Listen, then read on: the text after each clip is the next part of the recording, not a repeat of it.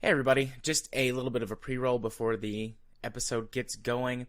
Rage was sick this week, and I was having some internet connectivity issues, so there was a lot of extra editing that needed to go into the works. On top of that, I had to do this on a bit of a time crunch. So this episode is sitting at this weird space where it actually got a little more attention from me than they usually do, but I didn't have enough time to fully go through and scrub everything. So I do apologize if there are any coughs or errors or anything left in the show. But I hope that you will enjoy it anyways. Alright, that's enough from me. Now let's go enjoy some Fallout Game Club together.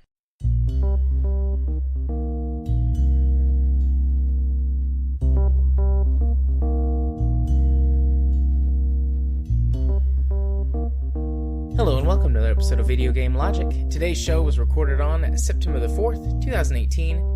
I'm your host, Gaming Psychologist, and with me, as always, the less pretentious sexy voice. Caffeine Rage. On today's show, we're going to be talking about our Game Club for the month of August, which was the Fallout New Vegas DLC. We'll be discussing our next Game Club game. We'll have our weekly community corner with a last-minute news article sent in by Jim, but he made it under the wire.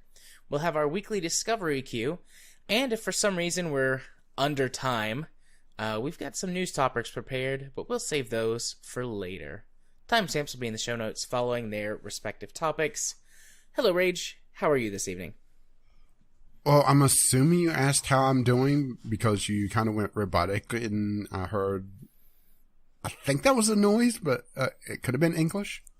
Sweet. Way to go, Charter Spectrum. Fuck you. I'm improving. Friday, my allergies hit me several weeks before I'm usually getting them. So, yay global warming. Yay. You know, that Chinese hoax. So, I was out of commission from Friday till yesterday, late yesterday. I was making noises that you do not want to hear. I probably make those noises too. Well, to be fair, I'm still making noises that most people don't want to hear. Yet you are listening. Wink. It's because we all love your sexy voice.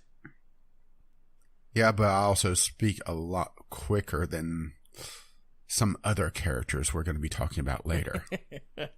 Indeed.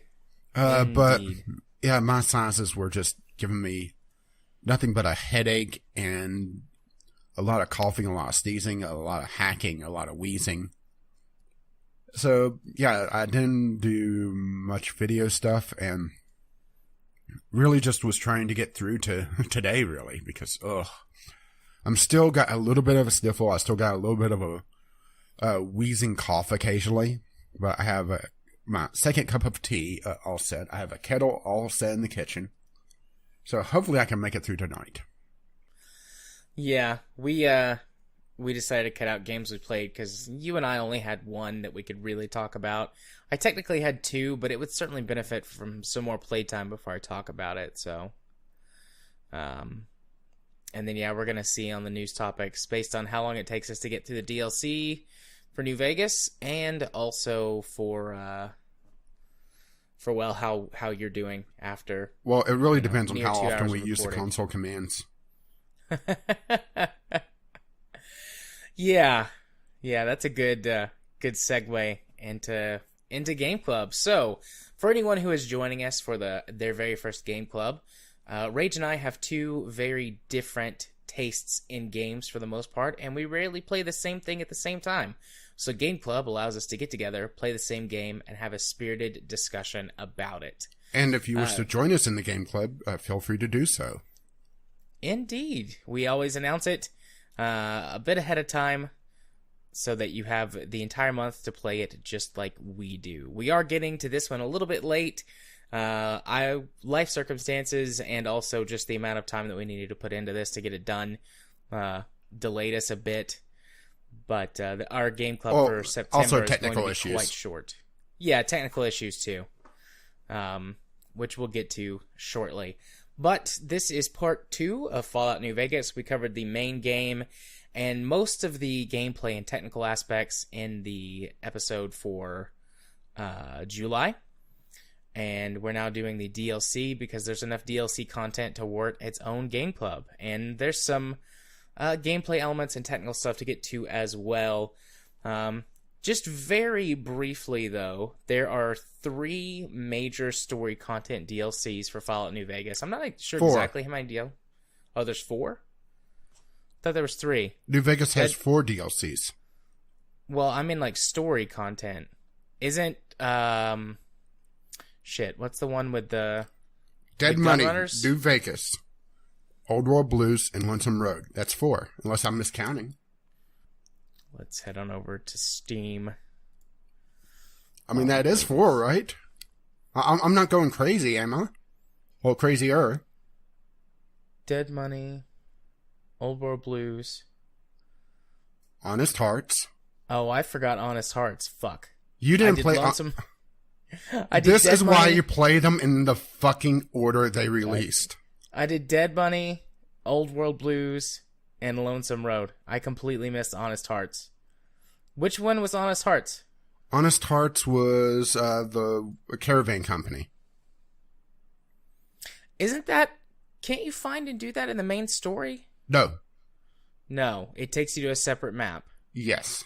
Well, then what's all the Caravan Company stuff in the main play area? The Caravan Company stuff, it's mostly around Rose of Sharon Cassidy. Yeah. That's her character stuff. There's a second Caravan DLC that you completely missed, it seems. Apparently. Okay. Well, so there's 4 DLCs, not 3. One of which I won't have much to say about, apparently. Quick, bring up the wiki. Yeah. Well, I've got the wiki pulled up for Lonesome Road anyways, just to help me out. But yeah, I'll pull up the wiki for Honest Hearts. No wonder you're able to get through the DLC so quickly if you completely skipped one. Well, I mean, technically I had to skip 2. Which let's just go ahead and talk about the technical issues we had with them. On an overarching thing is that the DLCs are supposed to, for the most part, do several things. One is, depending on the DLC, strip at least part of your inventory, which is fucking irritating. But the second part is remove your companions. Well, because I was running more companions than what the DLCs were expecting, because I have my own little party, because, yeah, that seems to make a lot of sense, really, right? Yeah. It would only remove a couple of my companions. And I went into the first DLC not knowing that was going to be an issue. So I went in with 2 ladies in full power armor. And it broke the DLC. Completely. But that's more of a story thing, really.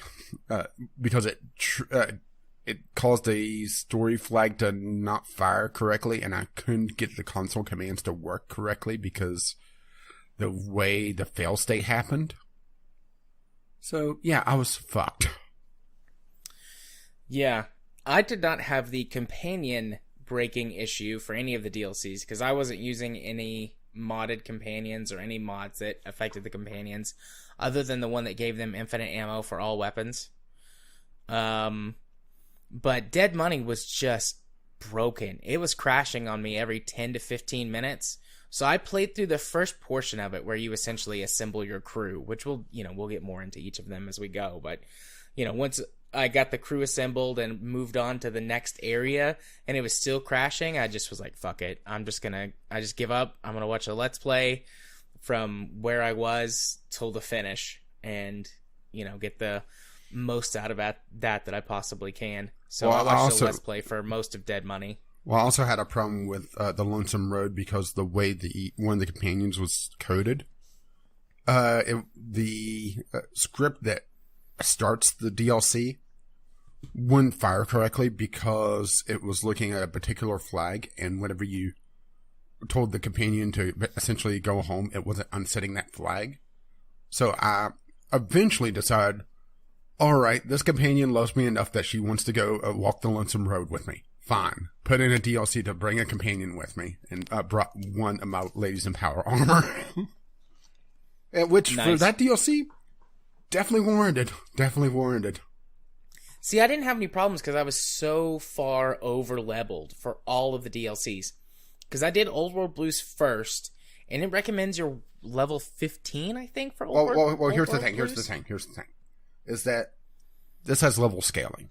So actually, it gets harder once you get past a certain level point. Well, when I went in, everybody had anti-material rifles. So I would get a couple shots on me, and my arm would be crippled. And it was starting to get annoying by the end. Yeah. So it's a case of more level scaling than anything, because I was twice the character level I was supposed to be when I was going in, but we're getting out of sequence. Yeah. So you can tell just how much we want to talk about dead money, huh? Well, I mean, Old World Blues was the best. Dead Money was the most broken, but seemed really fun.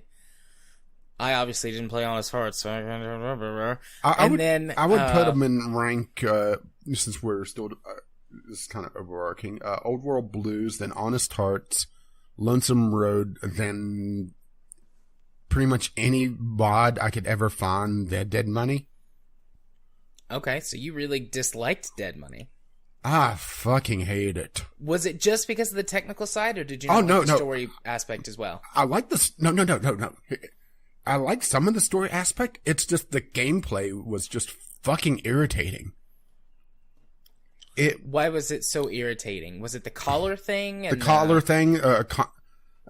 Okay, my collar's beeping. Where the hell is the radio? Oh, the radio is a floor below me. I can't do a goddamn thing about that. Yeah. Or a couple of segments where you were forced into stealth, and thankfully I had my power lasses with me, but still. Yeah. Power lasses. I like that. It was just, if you go into it knowing what to expect, I think it would be a lot more entertaining, but my character wasn't built for it. Yeah. Okay. Well, I honestly don't know what order they're in, other than Lonesome Road is last. So it goes Dead Money, Honest Hearts, Old World Blues, and then Lonesome Road. Okay. Well, I mean, then unless you have any more like general thoughts. Actually, okay, let me ask you maybe one or two more general thought questions. Overall, how did you feel that like the writing and the storytelling and whatnot for the DLCs compared to the main story? Because Fallout New Vegas is most known for its storytelling. I would say, depending on the DLC, from weaker to far weaker. Okay. And that may just be time constraints. I know Lonesome Road had several delays on it, so they obviously had problems there. Yeah. I would say story-wise, definitely, I have to say Old World Blues probably wins on nearly every aspect. Yeah, definitely. Honest Hearts is probably a close second, but the theming of it got a little tiresome because it goes heavy onto religion and pacifism, which doesn't make a lot of sense in a Fallout game. But that's probably more my personal biases there than anything else. Yeah. I think Old World Blues was as good or better than the base game's writing and storytelling. Well, it's also cheesy as hell, but that's the point of it. Yeah. It has that Fallout flair to it, and I think that may be part of the reason why the other three don't feel quite right compared to the base game, because Fallout, at least Fallout 3 and Fallout New Vegas, yes, they can be dark, they can be depressing, they can be fucking savage, and there was this one section in Honest Hearts that I was fully expecting you to talk about, but obviously you're not going to now. Obviously. Where it could be dark as hell, but there's always this kind of cheese factor added onto it. Dead Money really didn't have it. Honest Hearts, it felt like it was more preaching than anything else. And actually got down on me because of some of my choices, when there's really no good choice in that one. Old World Blues, I would say, is probably the strongest on its theme fitting the Fallout atmosphere. And then Lonesome Road is just fucking pretentious. Yeah, I think Lonesome Road is really well written, but the problem is it's not that they don't perform it well. It just feels mismatched in tone compared to everything else that's been presented in this game and this world so far. Maybe if it was expanded into a longer DLC, because it feels like it's trying to do too much at once as well. And it's also trying to blame the main character for an action that the player didn't do and never heard about before. Yeah. So it's condemning for the character's past when you have no idea what the fuck the character's talking about. Yeah. Other question, how do you feel like the DLCs added the added gameplay elements or the changes in the gameplay affected New Vegas? Well, there's 2 DLCs that majorly change how the game actually plays. Honest Hearts essentially turns the game into survival horror, which is not a genre that I particularly like, so we could guess how I feel about that. I'm not so glad I missed that then, because I hate survival horror. Dead Money, I mean. Oh, okay. Dead Money did that. And Lonesome Road turns it into more of an action shooter almost at times, particularly in certain segments there. Yeah. But then again, I was also... Well, quick question on you. How often were you fighting Death Claws in Lonesome Road? Frequently. Okay. Maybe I was just not high enough level. I mean, I was like... What level was I for Lonesome Road? I was level 40. 45 or so? 45 or 46? Honestly, it kind of just like turned into a blur there, because I was just like, play through it. Gotta play through it. Gotta get it finished. So... I was level 42 when I started, so I was 40 probably 45 or 46 when I finished. I went in at, I think, 37, 38, and I finished at 41 because I took Here and Now at one point to be able to hit a couple checks. Yeah. But, yeah, so. Or maybe it's just I didn't go in with strong enough weapons. Maybe I just suck at video games. Fallout New Vegas doesn't really have the mechanics to be a good action shooter. Fallout 4 is the one in the series that's got the best shooter gameplay. Yeah, but you also have Fallout 4 where it's a lot weaker on the RPG mechanics. Yeah, it does. So it's, do you want a stronger shooter? Well, go with 4. If you want something that has stronger base mechanics, New Vegas and 3. Having played the DLCs for New Vegas, I see where a lot of the writing influence for certain side quests and things come from in Fallout 4. Like, there are some pretty ridiculous side quests and things you can do that feel pretty heavily inspired by the New Vegas DLC content. And I mean, this was the first time I'd ever played it, so I was like, this feels kind of like... Yes, I'm going to be picking on you that for a bit. That's fine. But I was like, this feels kind of like Fallout 4. And then I went, well, obviously it would, because they probably use this as inspiration for, whatever quest in Fallout 4. So, okay. Those were just the last sort of couple general questions I had before we got into the nitty-gritty on each of them. So, and also, each DLC also adds craftable items. They all add perks that you could have throughout the game before you go do the DLC. So, they do change the gameplay in other ways. Yeah. But it was hard for me to notice that because I added quite a few perks to the game. Yeah, same here. But via mods. So. Well, here's the other thing is that you were running with twice the perks I was. Yeah, I was using 2 perks per level mod. I had almost every perk in the game by the time I was finished. Well, that's why it was a breeze for you. Yeah. I'm fine with that. I like to enjoy... And if that means that the experience is a little bit easier, I can handle that. I went with a roleplay excuse to bring Willow along because, she obviously didn't want to leave. She didn't want me to walk the Lonesome Road alone. We had a good friend. Alrighty, so you want to talk about Dead Money? If we must. So, Dead Money is a Well, I didn't get a survival horror vibe from the beginning. Like, I know that there's, like, the ghosty, hologrammy guys. Well, the thing is, the reason why I would classify it survival horror is that it removes your entire inventory. Yeah, you have to... You start over. It gives you... What is that rifle? The hollow rifle? Yeah, the hollow rifle, and then a suit. Well, not... like a jumper. A jumpsuit. Yeah, and then the bomb collar. Which did feel kind of Saw-inspired.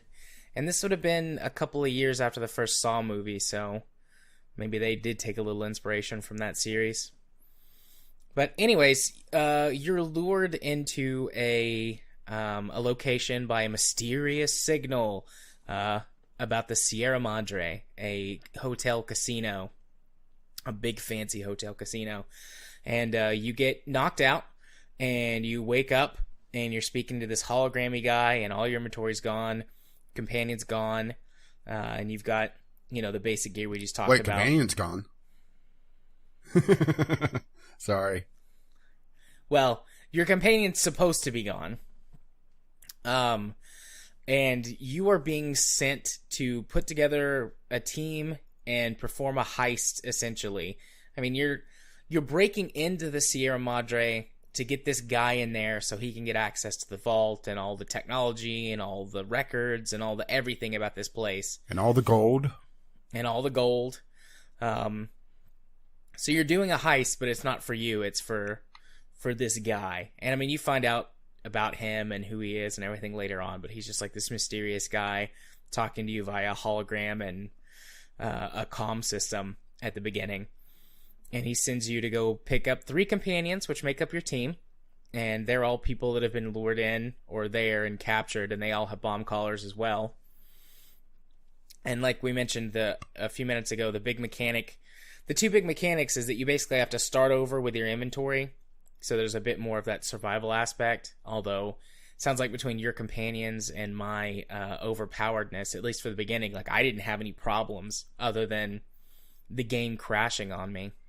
Well, how you're supposed to go into this is that the ghost people, essentially the inhabitants of the Sierra Madre, that this cloud that boiled up, which we found out kind of sort of where it came from in a later DLC, it essentially mutated people into these undead abominations, but different from ghouls, where they're just essentially immortal unless you completely dismember them. And they're trapped in these hazmat suits. So the survival horror aspect of it is that you're facing very, very difficult to kill enemies with a single gun that has 20 shots at the start. Yeah. And you are able to essentially just kind of snowball if you're able to kill a couple. But if you don't have every perk in the world, they are very tough to kill. Yep. I cheated a little bit. If you don't have 2 companions, they are a little bit tough to kill. Oh, even with 2 companions, they were at least somewhat tough. Granted, it didn't wipe my companion's inventory, so I could have pulled one of their guns, but Yeah. I really liked the hollow rifle, though. I liked the effect that it had when you fired, the sound effect and everything. You know what I really liked more? What? My auto shotgun. Fair play. But yeah, so I'm blanking on his name. Elijah. Notes. Elijah. Father Elijah. He sends you to get your three teammates. Yeah, he was a scribe from the Brotherhood of Steel, which he basically broke the Codex, which is essentially the ruling text of the Brotherhood of Steel. And he wanted to break in the Sierra Madre for... did they ever really state the reason why? I don't know specifically. He's looking for something. in there. Like, he wants more than just to raid the vault, although he does want to raid the vault. But based on what I could gather from the Let's Play that I watched, and because the guy that I watched did some extra exploring and like did all of the endings for the DLC, it looks like he was trying to get some data in there that was collected, because this was a facility that was still running from before, still had data banks and everything from before the war. So I think that was his primary goal, was to get access to the archives. But he also wanted to raid the vault for all the gold that was in there. It looks like what he was really after was all the vending machines and the technology behind them. In the Sierra Madre, there's these chips that you get. And it's kind of funny how, it's related to chips once again. And they are essentially materials for vending machines that or think of them as essentially Star Trek replicators. And they're this brand new technology that was just in the Sierra Madre. And it looks like he was really, really interested in it. And he saw it as a potential to essentially rule, it looks like, just looking at the wiki.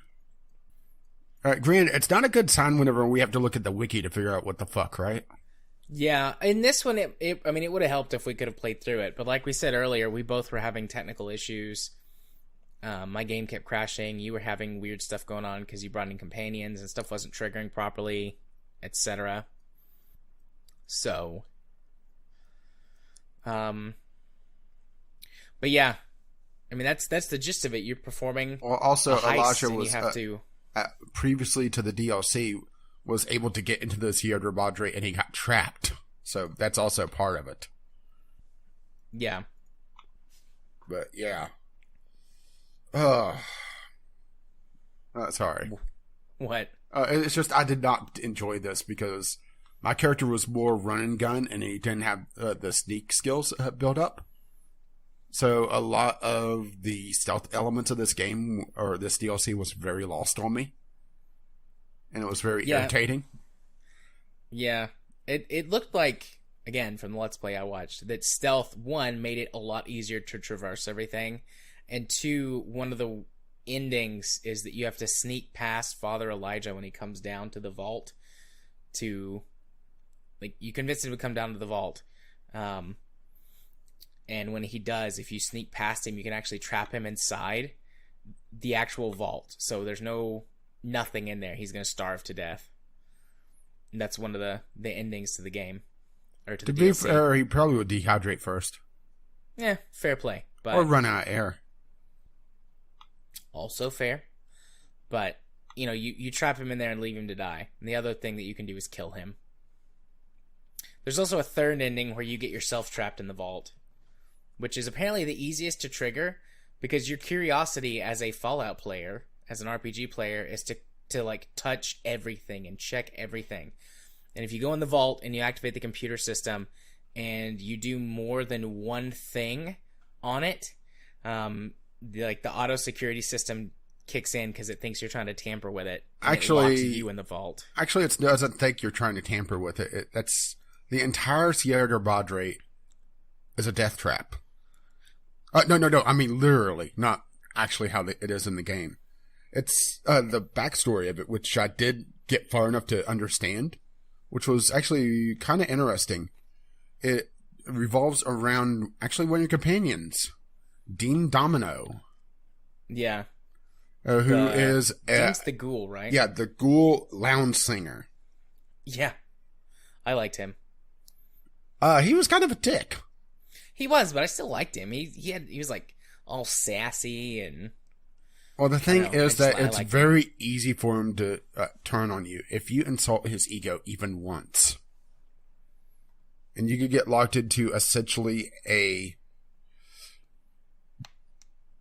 first to die encounter from the very first interaction with them, which is irritating. But he was setting up the owner of the Sierra Madre, which I'm blanking on the name of, and I closed the wiki by accident just now, to essentially rob it by having the singer that you keep hearing occasionally, Fiera Keys. Yep. Essentially seduce him to bring in Dean Domino to essentially rob the place during the opening gala. Well, the reason why the death trap is there is that she got a conscience and revealed the entire plot to the owner, who forgave her because, it turns out she has legs that won't quit. His words, Dean's words, essentially. And he set up a trap in the vault to trap Dean there when it was non-ghoul. Because the gala actually was going on either the day of or the day after the bombs fell. So that's why everything was essentially set up for it. Yeah, I think it was the day of, although I could be misremembering. A lot of this is a blur. But also, apparently, the Let's Play that I was watching, my guy got some stuff wrong then. Or missed something. Or maybe I missed something. Not sure. That's one of the main reasons I don't like Let's Plays. They can be really useful and valuable tools, but you are locked into the perspective of the person who's doing it. Mm-hmm. Well, what did the person say? Or what did you think it was? Well, I got most of the stuff that you were just saying, like, all of that, but, And the reason why she was seducing him was that Dean was blackmailing her to begin with. He essentially found her in this little backwards town and got her addicted to chems. Yeah. Let's see. I mean, the only thing that I got wrong out of that was that I thought that, like, you triggered, like, it was an anti-tampering thing or whatever that gets you trapped in the vault. It was a trap. It was actually a trap. It was a trap for Dean. Which, speaking of Dean, should we go on to the rest of the companions? Yeah. So the one that I thought was the most interesting was Dog. Yeah. Slash God. Yeah, that's the one thing that I really like on this, is that it has very interesting companions. So, Dog slash God is schizophrenic? He's a lot of things. The primary thing I think they're presenting is multiple personalities, which is now in, at the time it would have been multiple personality disorder. In the modern era, it's called dissociative identity disorder. But he's basically got two egos or two personalities. One of them is very intelligent. Neither of them are really meek, but one of them is very intelligent, and that's God. Very intelligent. Less savage, more plotting, more crafty, evil. They're both pretty bad. But I would say that God is the more evil of the two. And then Dog is very subservient, very loyal, very brutal, but weirdly enough has sort of a kinder heart or a kinder soul. And they've just been through, some massive trauma going through this whole experience. Well, not just that. He's a Nightkin, so... Yeah, so he's got... the dementia from the past with his stealth voice before coming to the Sierra Madre. Yep. So, sort of like Lily, I'm blanking on her last name from the base game. Both of us didn't really go for her, though, so... But she was the Nightkin companion from the base game. And she also has a lot of mental problems because of prolonged use of stealth voice. Yeah. But this is a more pronounced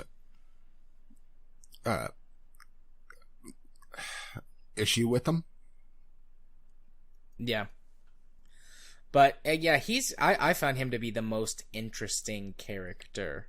Yeah, the wiki says dissociative identity disorder, so multiple personalities. Yeah. Either that or you edited this. Nope, I did not edit it, so someone fastidiously did their due diligence and edited it. At the time this was made, though, it would have been multiple personality. Dissociative identity was introduced in the DSM-5, which didn't come out until, I believe the first version was 2012, so... Yeah. Anyways, specific psychology knowledge set aside. Yeah, Dog and God were my favorite just because of that aspect. It's almost like I have an interest in that sort of thing. Huh, how about that? And I thought that they portrayed that character dichotomy really, really well. And aside from the fact that, he's a giant post-apocalyptic monster, is a relatively accurate representation of someone who struggles with two dominant personalities. And I'm glad they didn't go into like this whole thing where it's like, oh, there's actually like 45 of them or whatever. So he was well played from a psychological standpoint. Very interesting character to interact with. Multiple ways you can handle that, pushing him one way or another.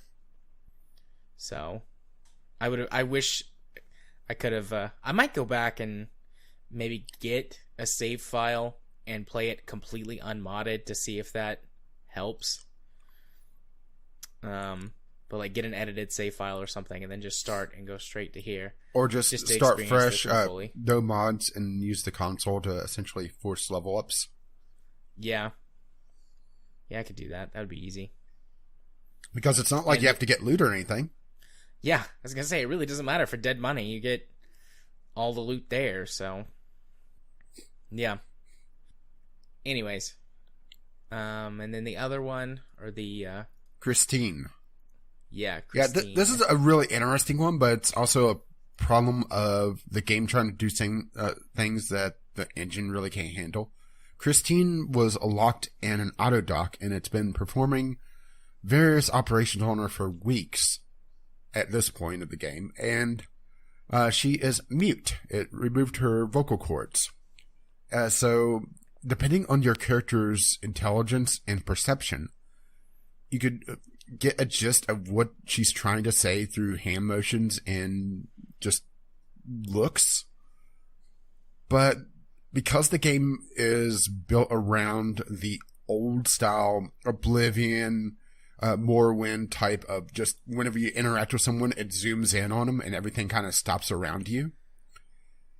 There's no real animation that syncs up to that. There's a little bit, but everything is still in subtitles. And to me, that doesn't really sit all that well for a mute character. That doesn't really click. Yeah. I found her interesting, but a big miss overall, just because, like you just said, like this engine wasn't really designed to handle this type of character. Yeah, I think that may be a thing going on for several of the DLCs. The game's trying to do something that it can't technically do well. Yeah. Yeah, I definitely agree with that. I mean, she gets her voice back later on. Yeah. Well, not her voice. That's the thing. Well, yeah, she gets the voice of Vera Keys. Vera. Yeah, Vera. She gets that voice later on, so it changes the dynamic between you and her, and that works a bit better when she's able to talk to you. Yeah, but, unfortunately, I didn't get much of that. Well, I mean, I watched it all on a Let's Play, so, best I could do. But anyways, like, it does change the dynamic a little bit, and once she gets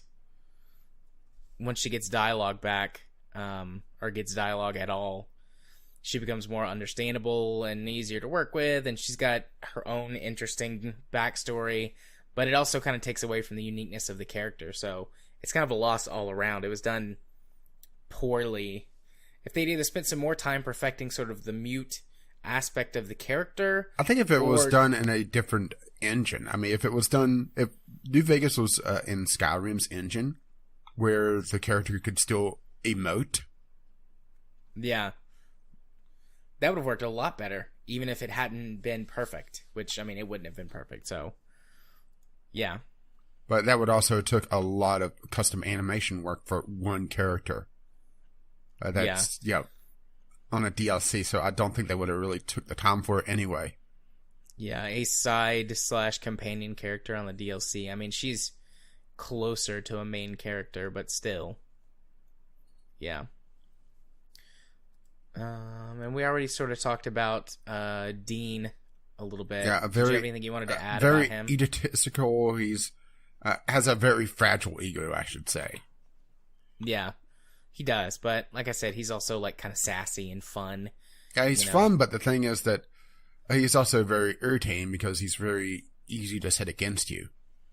Yeah, in the Let's Play that I watched, he wound up having to kill Dean. Yeah, none of the endings are good for Dean, honestly. Yeah. I don't really know if I have anything else to say about Dead Money. Once you collect the crew, you have to go through a series of tasks for them. Each one has to go to a very specific spot. Essentially, Dean is just sit there and put two wires together and then run like hell because the entire thing, and this is probably the best Fallout part of it, is set up in the most illogical manner possible, where the gala was tied to the emergency power, which the emergency power was also powering the broadcast for the gala, which that's what you heard was the gala broadcast instead of the emergency broadcast saying essentially stay the fuck away. So, and the gala also triggers the grand opening directly, unlocking the doors and allowing people in. So, in order to fire up the gala, you have to connect the speakers, which have been disconnected by Dean, I might add. So he's having to reconnect them. God/dog, depending on who you're actively having, because you're actually given essentially a switch, an audio switch, to go between them. Has to essentially pull down the main breakers, which keep trying to reset themselves. And then Christine has to hack something? Or, I wasn't quite sure on what she was doing, actually.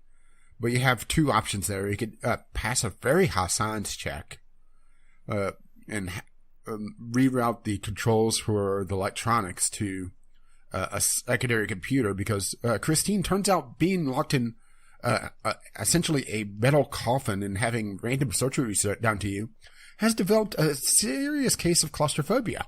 Who would have guessed, right? Yeah, who would have thunk it? Yeah, and did the Let's Player ever tune into the radios? No, they were turned off the whole time. Oh. He missed a good part then.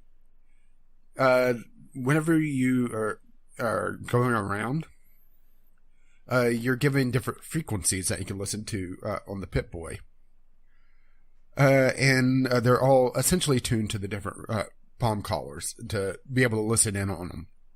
And you get to hear Father Elijah buttering it to himself about, having to get to the vault, blah, blah, blah. Dean buttering to himself, dog talking about being hungry. But the fucked up one is Christine's. Before you release her, if you tune in, just hear this pounding on metal, and then every so often, a drill starting up. Oh. I don't like that. I mean, I get it, but I don't like that. But it does give some more insight to her character, huh? Yeah, and to why she's so terrified of lots of things throughout the... Yeah, and to clarify, Christine is kind of a badass, lore-wise. She is a Circle of Steel, which is an offshoot of the Brotherhood of Steel. Assassin going after Father Elijah. Alright? So, she's... To have her go through this much trauma and be that terrified, that should tell a lot, right? Yeah. Yeah, because most of the interactions with her, like, trying to get her to do something is she's, like, scared and doesn't want to do it. So you have to either convince her to do it or find an alternative method to do the thing that she needs to do that's not scary for her. Yeah, but it starts to make a little bit more sense, right? Yeah. Yeah, Christine is a member of the Circle of Steel, a splinter faction of the Brotherhood of Steel, dedicated to taking a more active stance in the Wasteland. She was ascribed to the Brotherhood before joining the Circle of Steel at the rank of Knight. So that's fairly high up there. Yeah. Knights in the Brotherhood of Steel, the Knights are the main users in power armor. They're essentially like lieutenants or maybe even captain rank. And looking at this, it's essentially about halfway up the command structure. Yeah. When Elijah abandoned the Brotherhood after the disastrous Operation Starburst, which is trying to capture Helios 1, he left a trail of crimes across the wasteland, so that's why she's after him. So to have her go through that much trauma and, what my companion said, Jesus, it looks like somebody carved a road map into your face.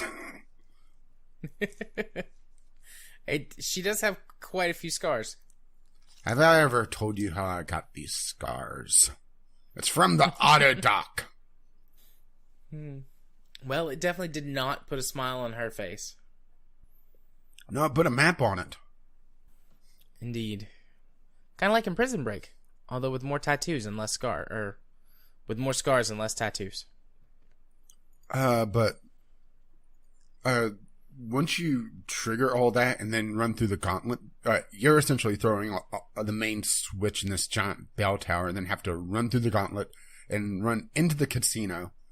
And when you get in there, the automatic defenses very coincidentally breaks up the party again. Yeah. So then you have to deal with the rest of your crew. Either kill them or reacquire them. For Dean, you're going through this showroom where he used to perform, so he has home field advantage. Dog is completely flipped, and he's tearing up the kitchen and trying to blow the place up. And Christine got kidnapped and was locked in a room. Poor Christine, right? Yeah. Just being locked up. And also, depending on your interactions with them, it changes some things. For Christine, if you're kind of a dick to her and force her into this cramped little electrical closet to flip switches and hack, she'll be really pissed off with you and try to kill you, which, to be fair, can't blame her. Yeah, can't blame her for that. And Dean will actually try to help you if you're, stroke his ego enough, but that requires knowing pretty much from the very start how to deal with them, to be perfectly honest. Which, it's just irritating. And a dog, there's no way around trying to just sneak past them. And this is where my game broke, was because I was glitched in with the companion. Whenever I go into the kitchen, my companion, I guess, was not sneaky enough. So he would immediately detect someone was there, flip this, do something to essentially create a spark to kill everyone, because all the bomb colors are, of course, linked. One companion dies, they all die. Including you, by the way. Yeah. So, in order for me to actually get out of the death loop, because my last save was a couple hours beforehand, because I hadn't quick saved in a while, and I was just relying on autosaves, because I was getting annoyed, and I just wanted to get through it, and I just wasn't hitting quick save enough, because usually whenever I would quick save, it would save anyway, so I just didn't bother with it. I got caught in a death loop because I would load into the kitchen. Dog would detect either me or my companion that was with me, who just didn't have the sneak skill to get past it. Granted, with this being forced sneak in a Fallout game, which is not exactly built around full stealth anyway, and my character not possessing a lot of sneak skill, I didn't think I would be able to complete that anyway. So I was caught in a death loop until I essentially triggered God mode and was able to live through the scripted death. But that also broke everything else, and I realized that there was no way for me to really try to sneak past him because there was nothing I could do. In order to complete that segment, I would have to sneak around the kitchen, avoiding him, and flip 3 gas valves, one of which is very close to him. I just didn't see how I was going to be able to do it, so I said screw it. And that broke the scripting on all the other events because the characters were dead. Yep, that's a problem. Yeah. That's a problem. So how I completed the DLC was I eventually gave up, dumped my inventory so I could get the item ID of the bomb caller, force remove that with the console, unlock the gates, and just stroll right out. Which technically that is the Trapologia in the vault ending, isn't it? Yeah, I guess that would be, because he would still be stuck there. I don't know. So maybe I win? headcanon, someone else came along and How? did the thing. I don't know. Magic? Dog was dead. Dog was the one that was collecting people from the traps. Yep. Good point. Dog was doing that. So he dead. And Father Elijah's trapped inside, so I guess eventually he'd run out of supplies or just die of old age or something. But yeah, you trapped him inside. You did it. Hey, I got the hard ending.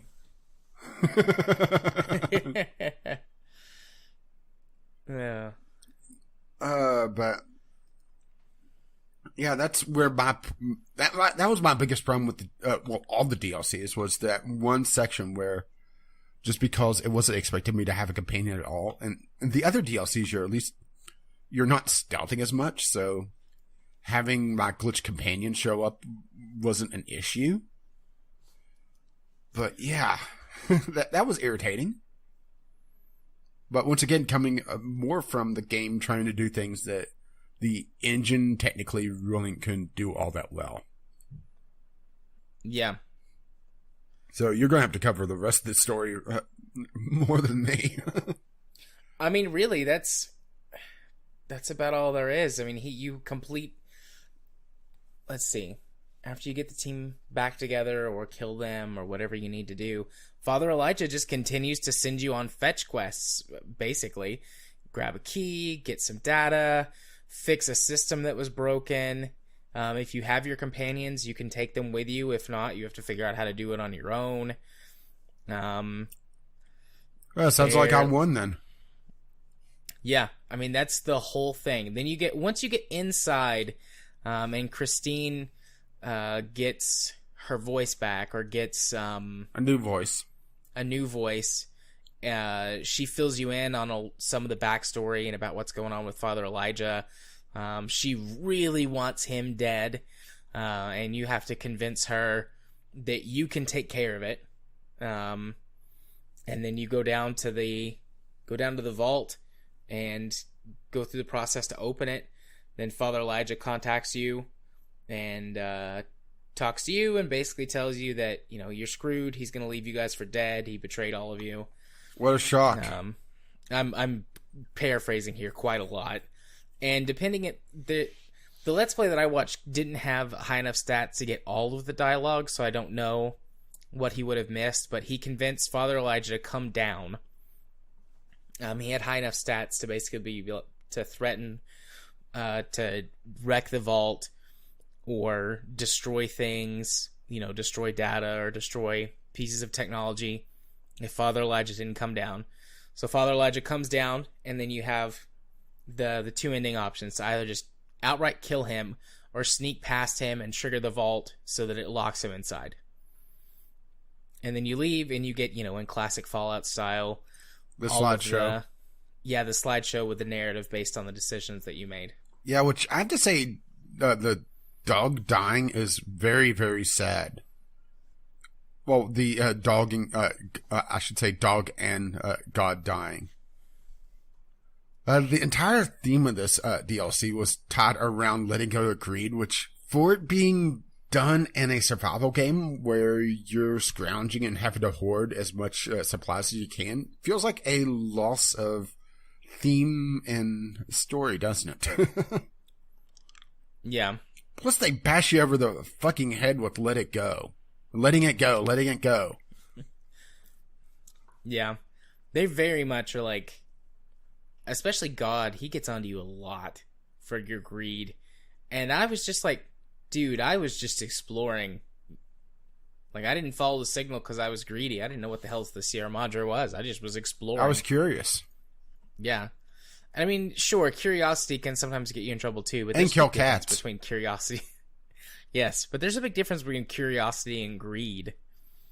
So, but I mean, they just assume for the story purposes that the motivation was greed, and that's fair. They're allowed to do that in the story that they're telling, but Wait, they are? yeah.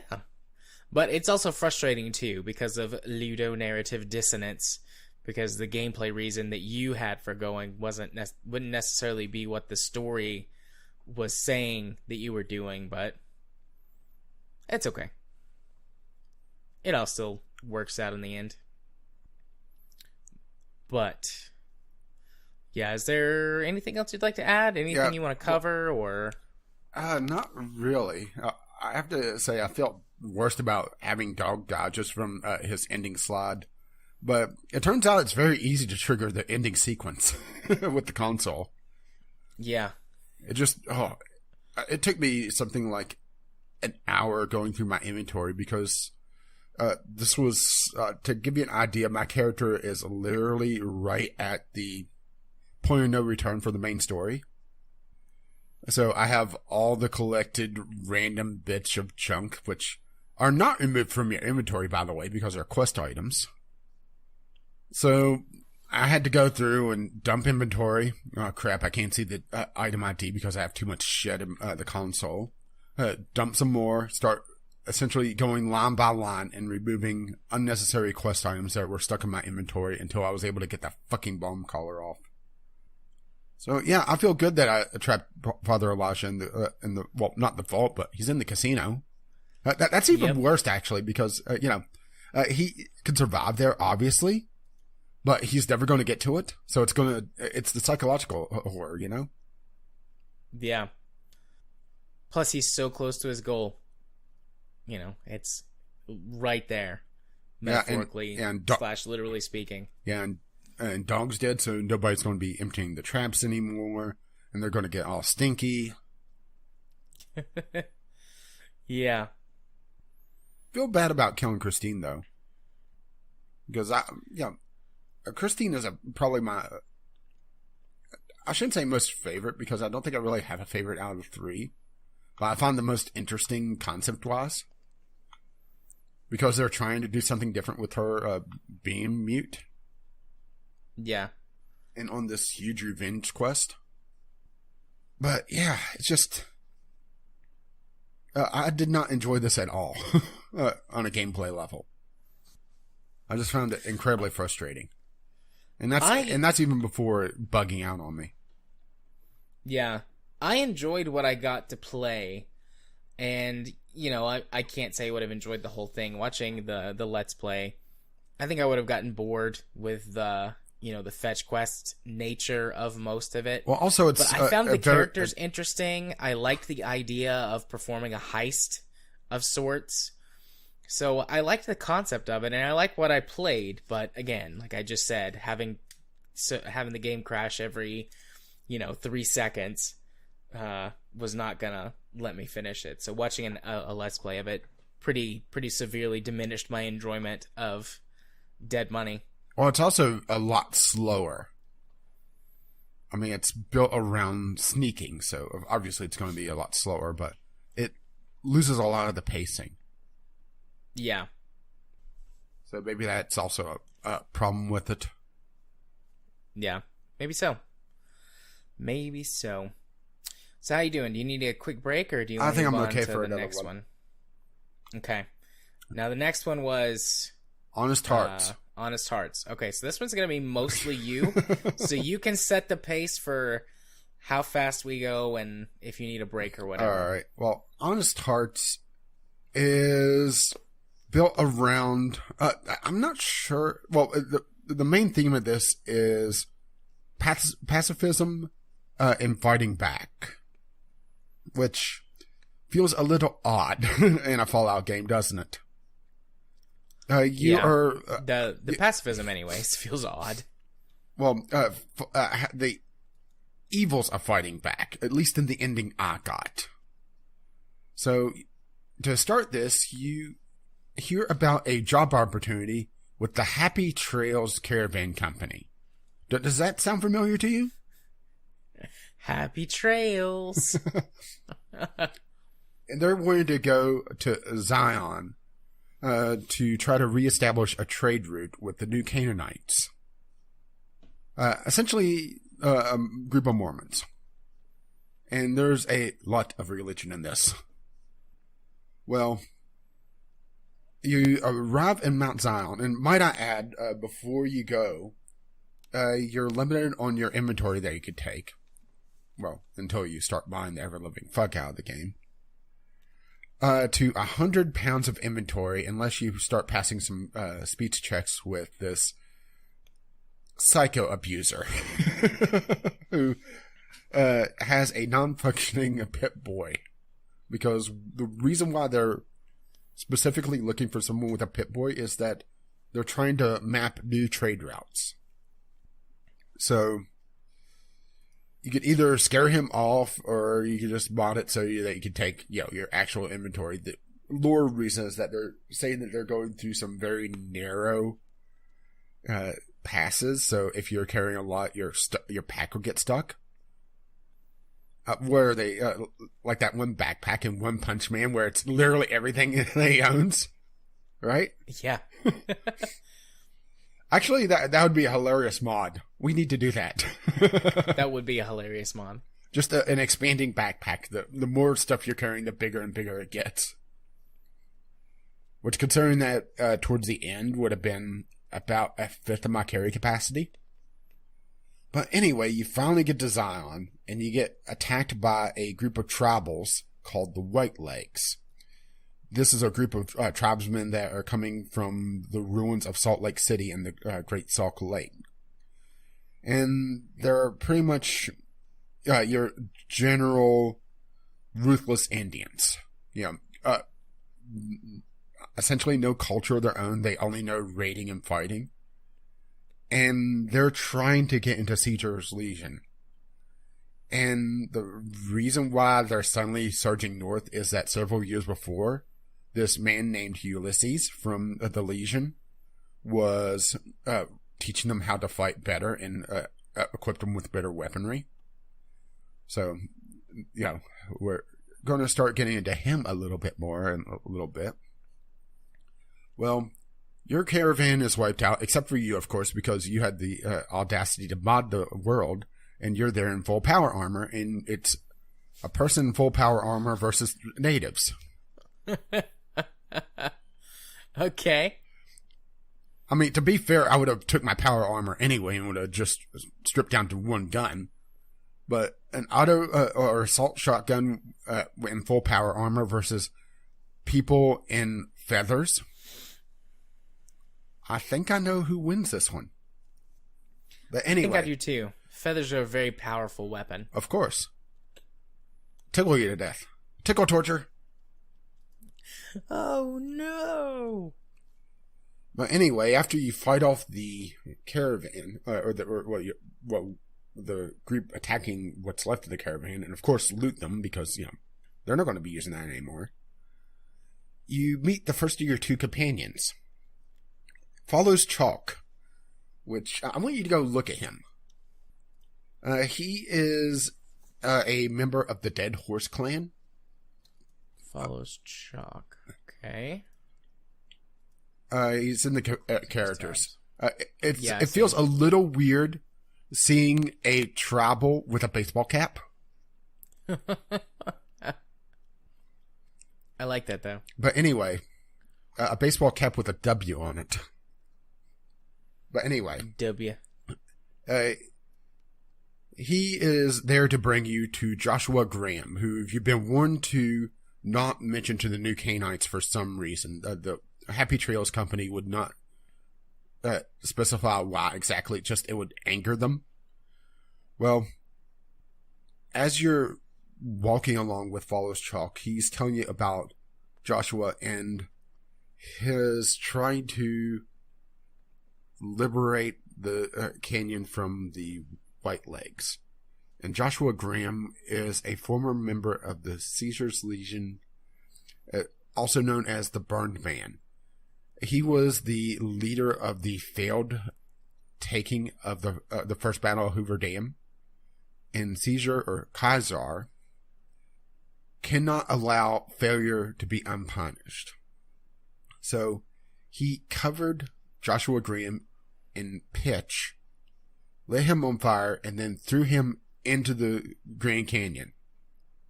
I think somebody has anger issues. It sounds that way. So Joshua Graham is completely covered in bandages and is trying to essentially atone for his past sins of following the Legion and essentially failing the new Canaanites because Caesar was angry about his failures and thought that he wasn't dead, so what better to kill him than to wipe out his history, so he's forgotten. So he ordered the White Legs to be essentially brought up from just a random warring tribe to be an actual threat to Zion. As I take a drink. And you could actually bypass a lot of this DLC by essentially just pissing off everyone, grabbing a map, and getting the hell out of there, to be perfectly honest. As I then have a hacking cough. Yay, editing. Well, sorry. It's fine. But I chose to be a little bit more helpful and agreed to essentially try to fight off the White Legs because I was pissed with them. The Happy Trails company seemed alright. Well, you're sent to go gather a bunch of things to help out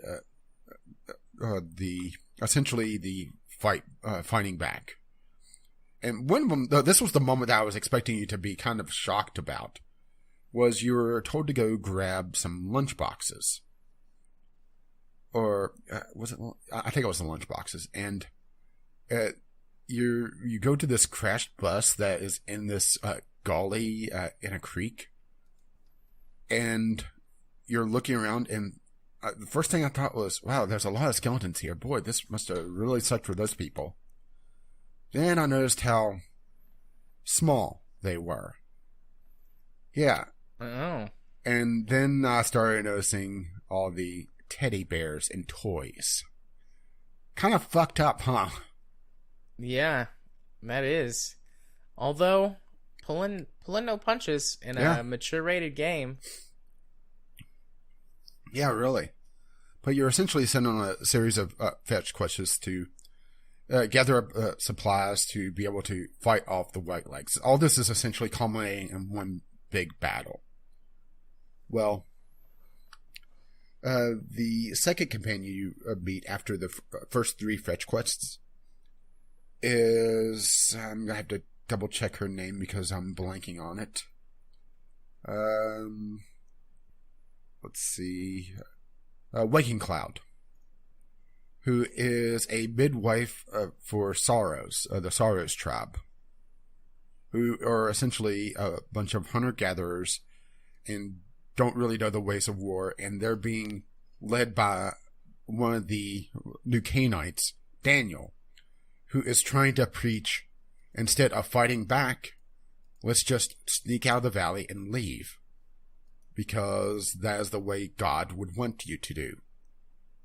And there's a lot of preaching, quite literally, in this game, or in this DLC, trying to talk about patheticism and how home is not the piece of land that you are living on, but where you live in your heart, essentially.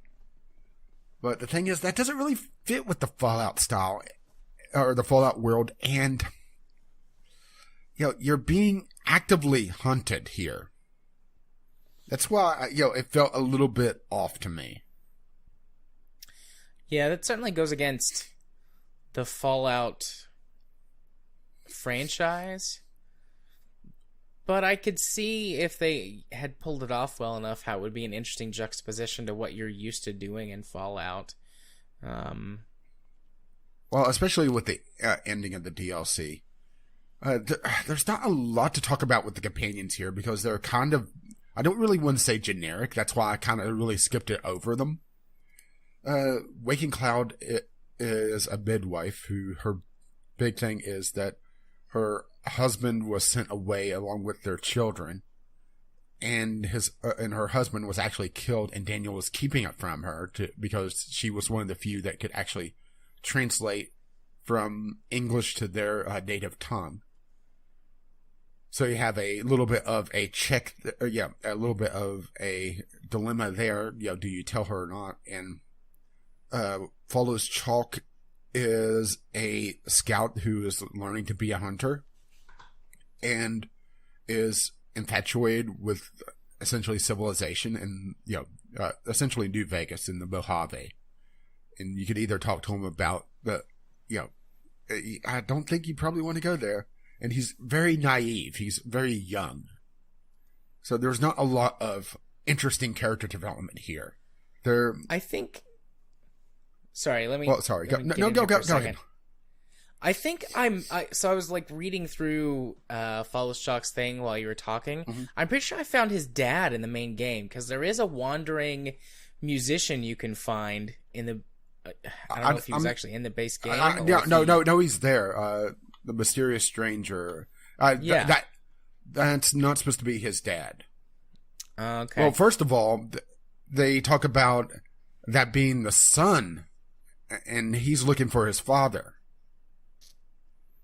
Oh, you're right. It's implied that he's the son of the mysterious stranger from the perk. Oh, okay.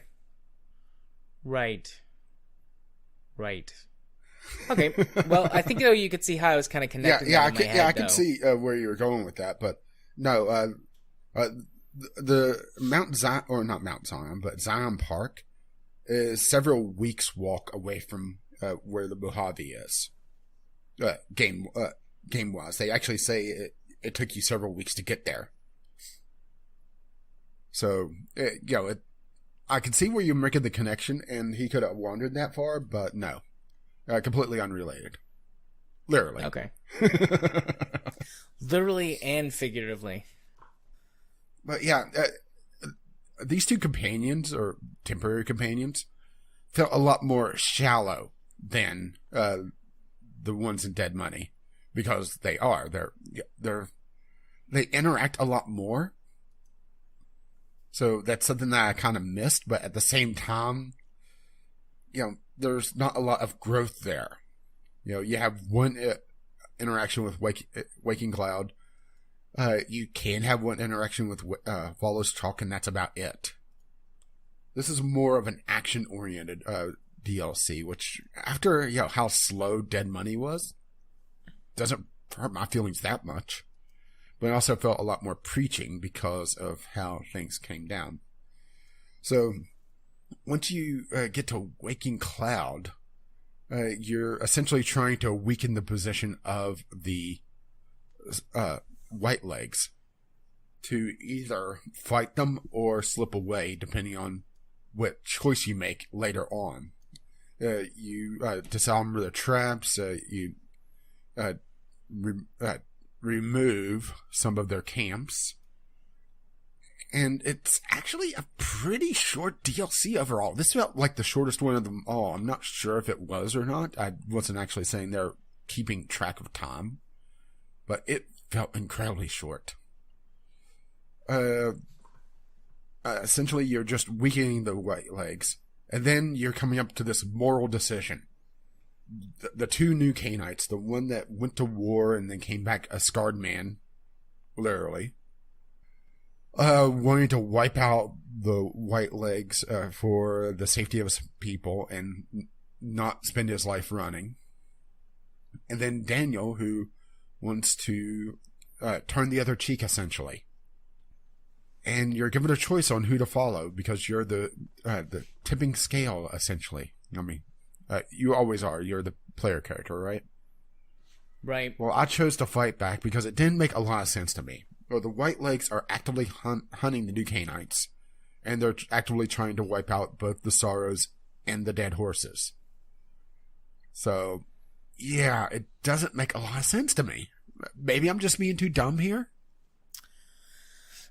I think this would have been an opportunity to actually, like, if the game is trying to make a statement, it needs to take away player agency in this moment, which normally you don't want to do with games, but with that being a tool you can use at your disposal to make a point. Like, they should have had one thing be what happens, and then maybe, based on what you did as a player, that could affect the outcome behind the scenes, or be able to make a very strong speech check or survival check, because it is literally just a choice. You don't have any skill checks, you don't have any have to do any arguments with Daniel. You're literally just saying, well, I think Joshua has the right idea. We're going to go kill those fuckers. Yeah, but this would have been a good place to actually take away player agency and then, have it make a choice and then be able to reinforce or, whatever they were trying to go for with the DLC, like with pacifism versus, aggression or something like that. Make a point, and they could through either one they could reinforce the gameplay narrative or subvert it. If you go the pacifist route, you could get the ending dialogue like, the tribe decided to be pacifists and leave, but they were hunted down and chased, or chased down and killed, chased to the end of their days. Yeah, but it felt like it was trying to subverting itself at every turn.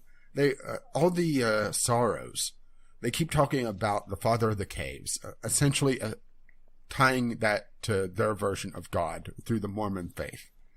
Well, as you start hunting around Zion Park, because all the old world stuff is considered taboo because reasons, and is left essentially untouched.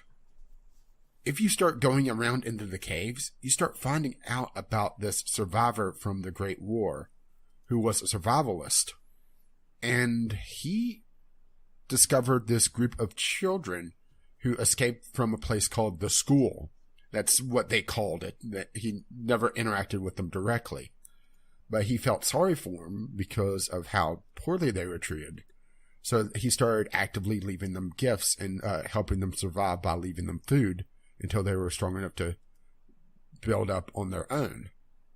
And he was the father of the caves. So that's kind of subverting their own religion, isn't it? Yes, it would be. So yeah, the entire DLC feels like it's trying to preach, but at the same time subverting its own arguments. So I went on the warpath with Joshua Graham and pretty much just tore through them because, once again, I was in full power armor and I had my power lasses with me. Which, honestly, that didn't really make much of a difference because I was just tearing them apart anyway. I mean, even without removing my weight limit, I would have had my power armor. And there wasn't exactly a lacking of guns. And the weight limit doesn't affect caps at all because I wasn't in hardcore mode. Or ammo. Or stim packs. They were so fucked. So you come up to the big encampment and you fighting through waves and waves of these tribals who are in essentially diapers and feathers with some decent guns. And you come across the war chief Salt Upon Wounds, and you're given a choice of either letting Joshua Graham execute him, talk him out of it and allow Salt Upon Wounds to live, or take matters to your own hands and allow him to die in battle. And if you allow him to execute him, the game basically tells you that Joshua condemned himself. Which, once again, it feels like it's trying to preach, but not really getting the message across, Yeah. But I was able to at least pass the skill check to be able to get him to fight into battle, or, die in battle. So I was the one that killed him. and it considered Joshua Graham to redeem himself because he didn't commit murder. Never mind the dozens, if not hundreds, of tribals he killed along the way, right? Yeah. And what really angered me was that it said that the Sorrows and the Dead Horses, instead of coming together after this strife, essentially started bickering at one another, and both tribes became a lot more warlike because they learned the ways of war. Am I the only one that thinks that's kind of, not the right message here? It is the message that makes sense in the Fallout universe, though. Yeah, true, but I was very disappointed by the ending of this DLC just because, okay, I taught you how to defend yourself. Oh, suddenly you're a bunch of warlike people now.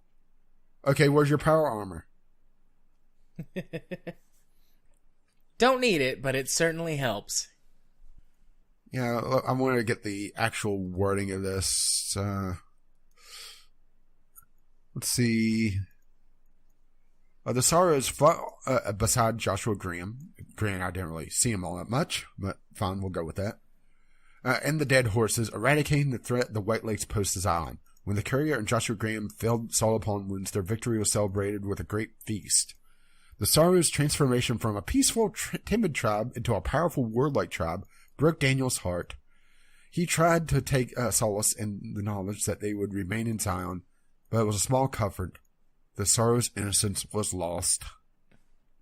That's the actual wording of the ending. Wah, wah. Yeah, it felt incredibly preachy to me, which I realized the religion bent on it may have added to that a little bit, but at the same time, it felt like it lost its message along the way. Once again, a interesting idea that just isn't supported. Any questions? I don't think so. Because this was more of a story DLC. It wasn't a character-driven DLC. I will say that I don't think I have any Zion questions. Park is very pretty. For the game era, I should say. A lot of greenery. It's a little bit more linear than the Big Empty. Because it's a lot of canyons. It's a lot of kind of one-way areas. There's a few places where there's only one way to go and you have to go around a lot of stuff. A fair amount of side quests to do, but not a lot. It's not quite as linear as the Lonesome Road, but it's more linear than the other two. Well, I guess Dead Money's a lot more linear. Dead Money was also fucking confusing. That's one thing I hated was the Dead Money that I should have mentioned was Dead Money is essentially a labyrinth. Yeah, that place is... And the map does not help one bit. No, it does not. And it never gets any better at any point. No, it gets worse. Although that is one upside to watching a Let's Play. After the first few episodes, my guy was like, okay, I'm just going to start cutting out all the times where I get lost. That way you don't have to watch me be lost for hours. Because there would be 15 minutes of actual important stuff in the video and 30 to 40 minutes of wandering around going, wait, is it over here? Yeah, there was one point in Dead Money where it kept pointing me to this one-way grate that I couldn't pass. Completely forgot about that. Good job, game. Good job. Well, here. To be fair, it got more broken, and that kind of overrode that. I mean, even I realize that the Fallout games typically do not have what could be considered a good ending all around, but just overall, there's no happy endings because if you have Daniel, they still get hunted down. And Zion Valley is turned into a polluted cistern. Their words, not mine. Yay. Pollution. I mean, boo. What, are you against capitalism? Capitalism, ho. And now in comes Liberty One. Better dead than red. Indeed.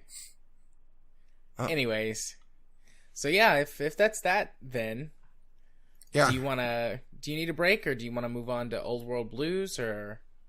Give me a moment to blow my nose. So that would be a good edit point for you. Yay. So, Old World Blues. Indeed. So, hey, you're able to talk again. Old World Blues was my favorite. Oh, Old yeah. World Blues it feels like Aperture Science almost. It does. Aperture Science, if it was more vulgar. It's a very 1950s feeling sci-fi, like B-movie sci-fi sort of thing. It's incredibly silly.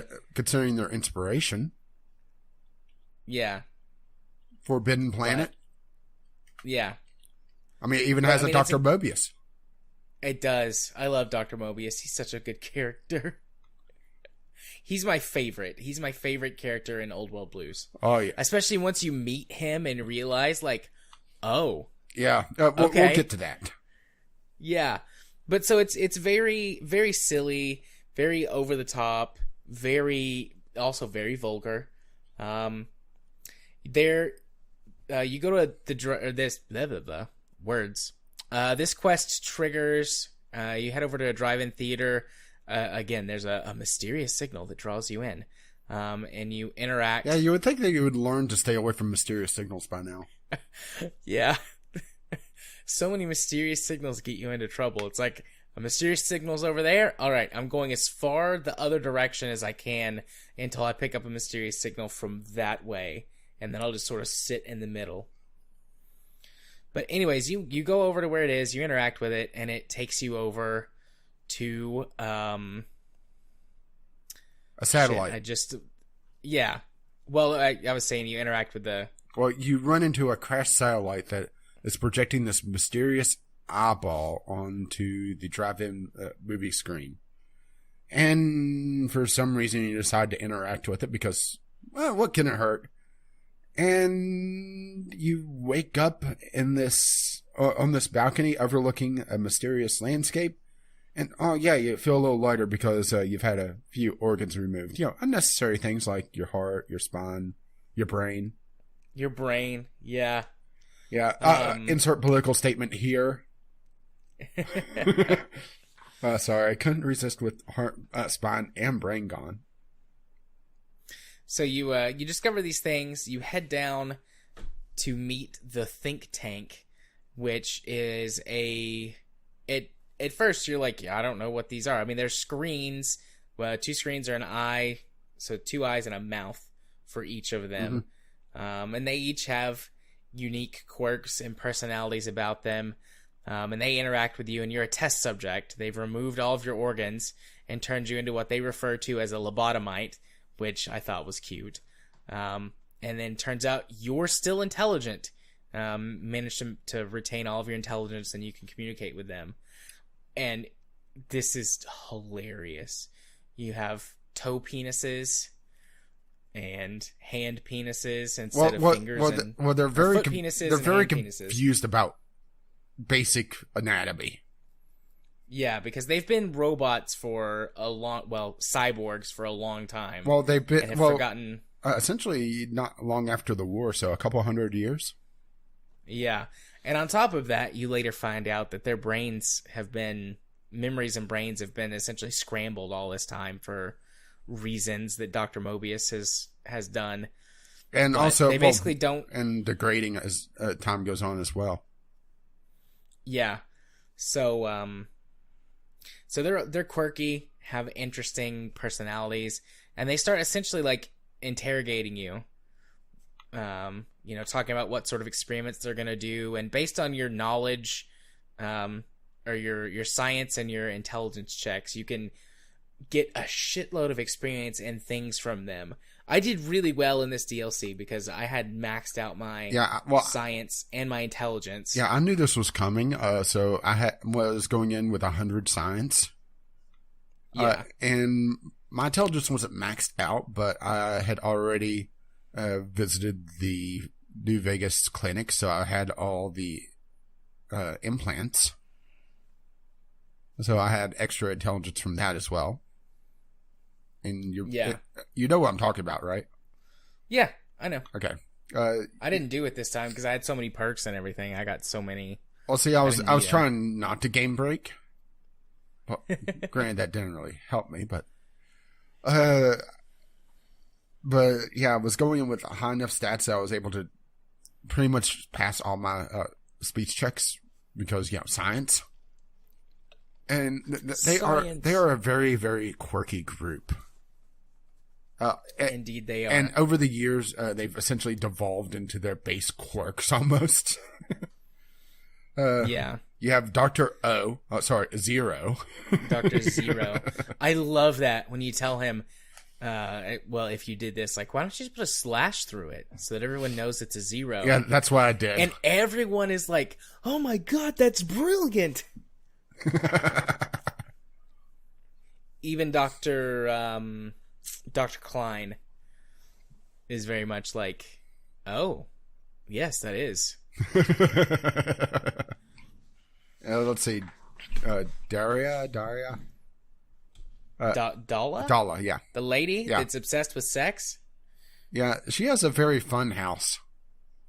You're able to find their homes before they became robots. And all of them are reflections of just how fucked up they are.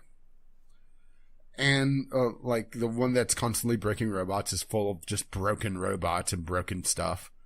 Hers has a runway built with a radio, and the entire place is full of teddy bears. Yeah, and she refers to you as a teddy bear. Mm-hmm. Yeah, and she gets very, very interested when you sit there and breathe for her.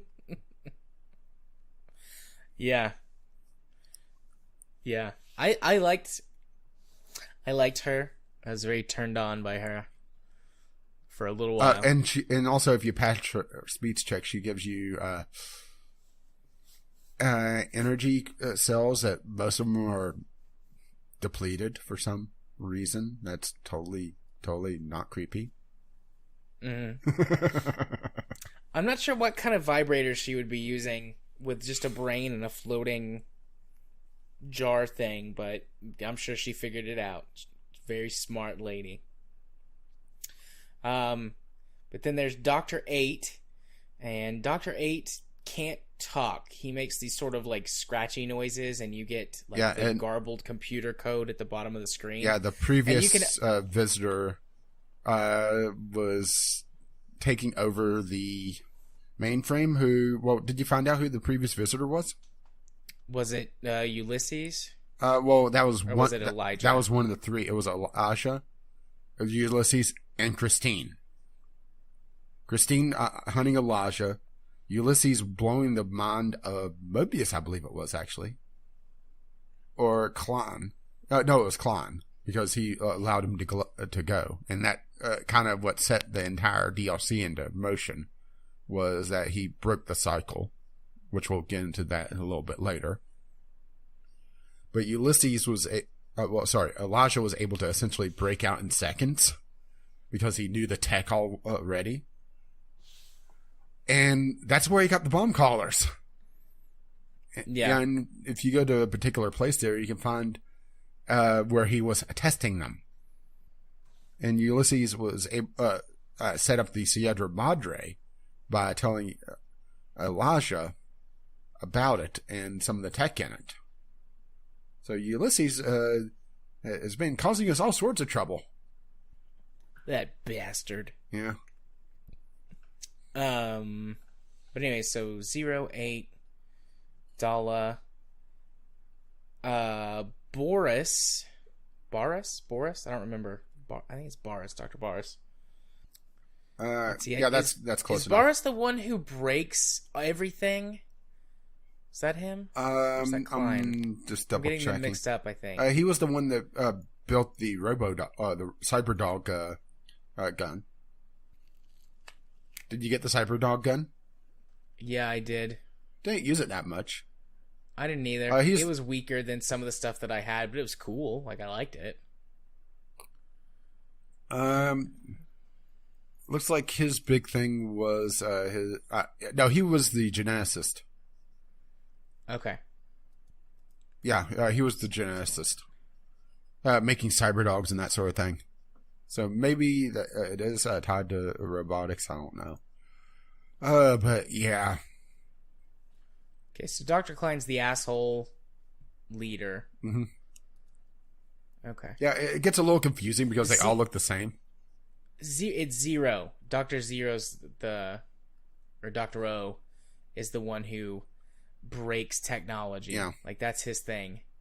Aside from his... Yeah, I love his my name. character said, well, what's the big deal about breaking things? I could do that. Yeah. Yeah. And then he's like, well, when something... Yeah, I don't remember exactly what he said. He's like, when yeah, it shows Boros, up and I'm not if around, you'll wish I was there. Yeah, this gives you an idea. If you pass his personal quest, once a day, you could get random body parts from him. Poison glands, Night Stalker blood, that sort of thing. Right. But, so yeah, Klein is the leader then. Yeah, he is. And he's a very bad leader. He's very rude and mean and thinks he makes, like, no mistakes, but really, like, he screws stuff up all the time. Boy, that sounds familiar. I wouldn't say he was bumbling. He doesn't come across as bumbling, just as, like, he's got an overinflated view of himself. So, he's sort of the main one you interact with whenever you're actually interacting with the whole group of them. So, then there's Dr. Mobius, who was once a member of the think tank, but he leaves. Do you want to talk about him now? Yeah, let's go ahead and talk about him. Let's talk about him a little bit. What was the reason why he left? I couldn't figure that out. Why did Dr. Mobius leave? Good question. He was confusing. Well, the thing is that all of the members of the think tank are showing signs of age and degradation, but Mobius is by far the most degraded. Yeah, I'm looking through his wiki to see if I can get any help on why it was he actually left in the first place. Because he says, like, I'm paraphrasing, but he's basically keeping them trapped here so that they don't perform experience on the Greater Mojave. Because he says something along the lines of, like, yeah, they're, kind of... Yeah, he has to keep bumbling he's right keeping now them while in they're check, trapped in this loop. Yeah, this is spoilers. But they are brilliant. Yeah, it doesn't say outside of... he left to keep them in check, so... Yeah, it says here, after a severe dispute with Klein, Mobius removed all of the chips of their personalities, blah, blah, blah, against their will, hacked the databanks, reprogrammed their stuff. So maybe if I go to Klein, it'll say why he disagreed with Mobius.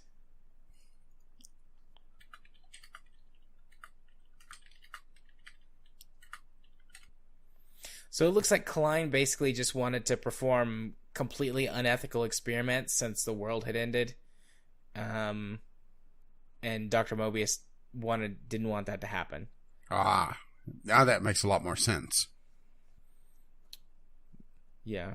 It says going to the Mojave to conduct ruthless experiments on both the wasteland and its denizens, much like the implementation of the Cloud and the Sierra Madre to test the chemical hazmat suits and auto-dock technology. So, which is where the Cloud came from. Mm-hmm. Yeah, it turns out Old World Blues has a pretty big impact on the rest of the DLCs. Yeah.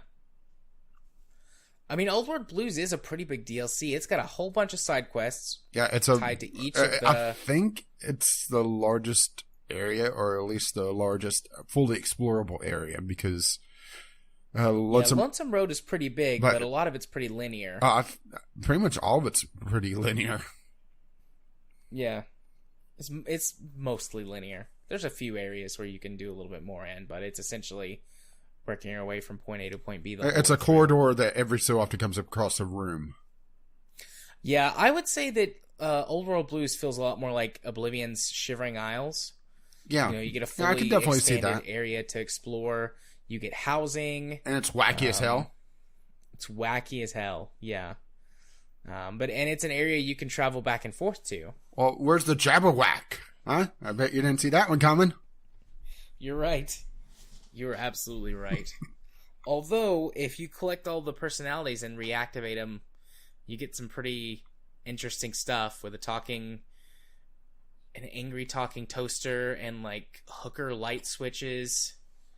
And my spirit animal, Muggy. Yeah, Muggy. But you turn on the light switches, huh? Yeah, but me and Muggy could be pals. Oh. But yeah, it's... what's hilarious is Muggy's ending. I don't remember all the endings for all of the individual objects. Well, I didn't get most of them. I only got a few of them. Enough to trigger the kind of good ending for the sink. The sink. Which is your housing in the DLC, essentially. Yeah, it has an AI. Doesn't sink stand for something? Like, that's an acronym, right? I'm not sure, actually. But let's see. Muggy is a bad ending. Muggy continued to collect coffee cups because that's his thing. He's insane about coffee cups, but he's also programmed to be aware that he's insane about coffee cups. Until his wheel got a flat and he was just out of reach of a dirty coffee cup, and his tiny robotic brain exploded. Well, alrighty then. His good ending is if you activated him and found Higgs Village, where the think tank lived before they turned into cyborgs. Muggy did his best to collect coffee cups all through his quest.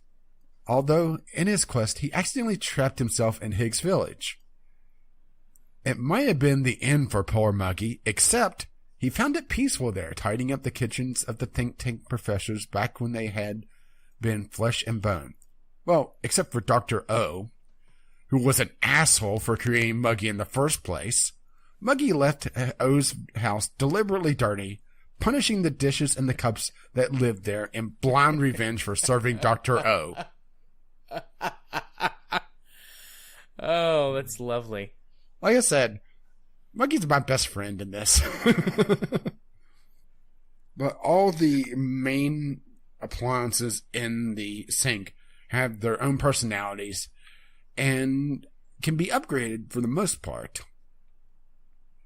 Like the toaster wants to burn the world.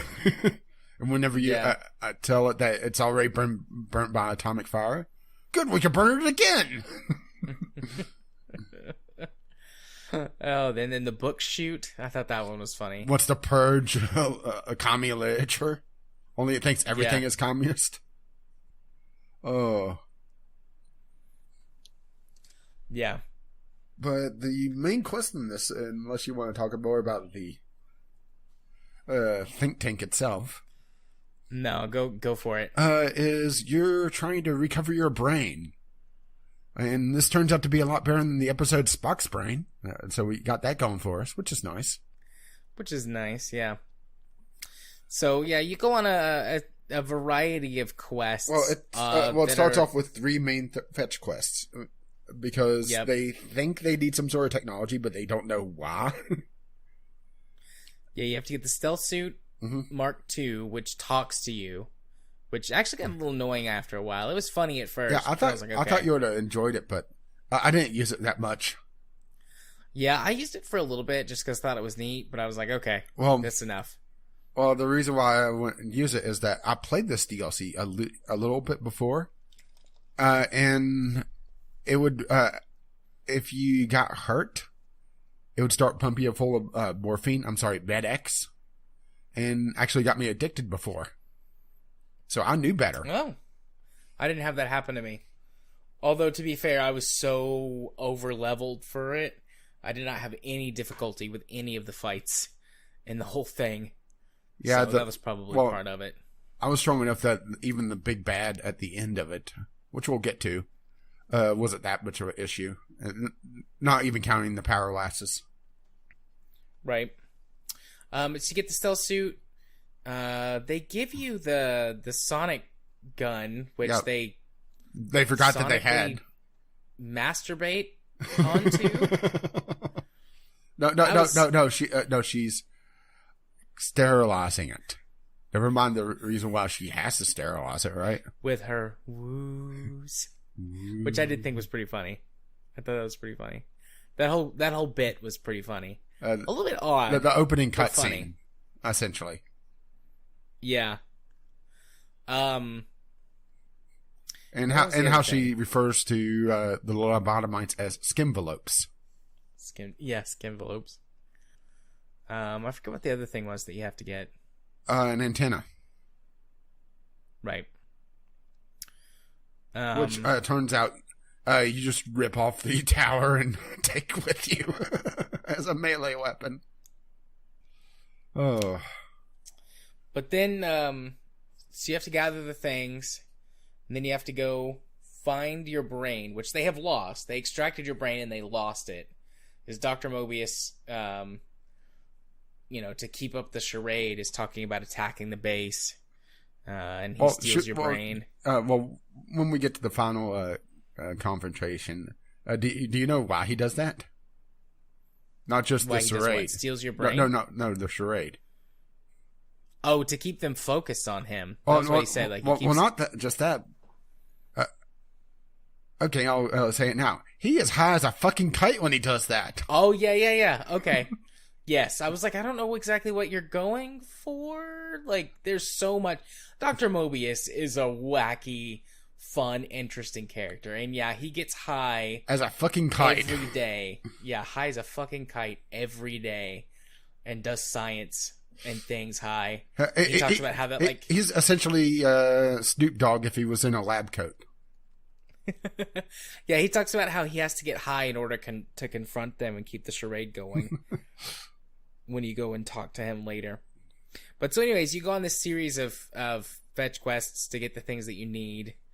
Have several conversations with the think tank. There's a whole group of side quests you can do for them, which matters for the ending, depending on what you choose to try and do. Yeah, I was very fucked up. Yeah, I was very proud of my ending. What I did. But then they send you to go confront Dr. Mobius, and the idea is to kill him. But when you show up, Dr. Mobius is not who you think he is. He's not like this crazy mastermind Well, we guy. skipped the big final boss fight. Okay. The giant robo-scorpion? Oh, yeah. Because Mobius's big thing is constantly sending deadly robo-scorpions after you. And they're about dog size, some a little bit bigger than that. But then you come up to this one that's the size of a house, essentially. Thankfully, I came across Elijah's camp and I had his Tesla gun. So I just started shooting it with that. But, yeah, I was just severely OP. I didn't have any problems with the giant robo-scorpion. I didn't either, but the fact that they followed through on the giant robo-scorpion pleased me. Yeah. Yeah, and that's one of his things, too. Like, you can talk to him for several conversation threads about the scorpions. And he talks about how he experimented on them and he makes them better. And yeah, their tenacity. Trying to make other things. Their tenacity for living through the end of the world, essentially, because he also thinks that the world has ended beyond the radar fence because in order to keep the entire think tank in check, he damages their memories and gets them in essentially what he called an incursion loop, where they're constantly doing the same things over and over again. And the only reason why that broke was Ulysses came and asked the big question, who are you if you cannot remember your history? Which gives you an idea of just how fucking pretentious we're going to be getting in the next DLC, huh? Yeah. But, so you fight... So yeah, I skipped the giant scorpion because it was just another, basically just another fight for me. But you fight the giant scorpion. Yeah, but they followed through. I mean, you had to highlight that they actually followed through on the giant robo-scorpion. They did, and it was hilarious. And it was also a proper RPG fight, so if you weren't severely OP or had power lasses or just a big fucking Tesla gun, then, you could just hack it or reset it actually to make it so it's non-hostile. Hey, Deus Ex, you could have learned a lot from this. So you go confront Dr. Mobius, and the think tank has sent you to kill him. Mm-hmm. But like I said, when you get there, you realize he's not who you think he is. He's grandfatherly, and he offers you mentats like they're Werthers. Yeah, but he's actually very kind and sweet, but he's also extremely forgetful between having suffered the same fate as the think tank. Not quite to as extreme a degree, but he can't remember stuff either. Plus, he gets really high all the time. Well, his entire room is just full of 70-some mentats. Also, his eye's damaged, which causes him to think he sees visions and stuff, which you can repair his eye if you have a high enough repair skill. Which I did. I also did. I liked him. I mean, sure, he's a little crazy and high as a fucking kite, but he's fun. So, after talking to Dr. Mobius, I decided to not kill him. Yeah, I didn't go and confront the think tank. Well, first you have to talk to your brain. Yeah, then you have to talk to your brain. And your brain's sassy. Yeah, my sassy. brain must have hung out with Dean too much because it's kind of a dick. Yeah. But you have to convince your brain to get back in your head. Which wasn't very difficult for me with 100 science and... Yeah, same here. I actually pointed out that all the glands and everything that I was convinced that was driving me was in the brain. So, hey, it's not my problem. You're the problem here. Yeah. But, so, you go through this process of talking to your brain and getting it back, and it tells you where your other organs are and how to get those back. Well, you don't have a problem with where they are. They're in the sink, just floating there. That's right. You didn't have to track them down. For some reason, in my brain, I was thinking you have to track them down and get them to the sink. No wonder it left. There. All the abuse you put it through. All the things it has to see. Yeah. And it actually mentions, all the stuff that you do and how unsanitary you are. And what's hilarious is I actually looked it up and looked at some of the other options. And if you're going in with a low intelligence score, it actually talks about how floating in a solution filled with ground up mentats has improved its intelligence. That's funny. But yeah, so you convince your brain to come with you. Do you actually have to put your other organs back in? No, I left them where they were because I like the perks it gave you. Essentially, it upgrades you and gives you an artificial heart and an artificial spine. Yeah. Which there are upsides and downsides to swapping them back out. I did eventually just take my brain with me, which you didn't have to. You could fail that check and beat the DLC and leave your brain behind. You have to be able to take it with you, but you could agree to not shove it back in your skull. Yeah, but I put it back in my skull. Yeah. So then after that, you take your brain, or you go back and you confront, well, if you choose to do what we did, go back and confront the think tank. Who try to double cross you. Yep. You also, depending on what you've done, can lie to them about what you've done, like or killing Dr. Mobius when you didn't. You can try and convince them that Dr. Mobius is put his brain inside your body. Which that's exactly what I did. See, I did not do that. No, I am Dr. Mobius! Yeah, I didn't do that. I told them the truth. Because I was thinking, okay, I'm just going to convince them that everything's okay. But apparently, there was one of the side quests I didn't complete for Dr. Dalla. And so whenever you confront Klein... Dr. Dalla's was the easiest. You just had to hand her a teddy bear. Yeah, I didn't do that. I just completely missed it or didn't go do it. I don't know why I didn't complete that one, but I didn't. there's a speech check or something you have to pass, and I couldn't pass it. Like, it was the only one I couldn't pass. So I didn't have that quest, so they couldn't convince him to, like, and I take it let everything be okay.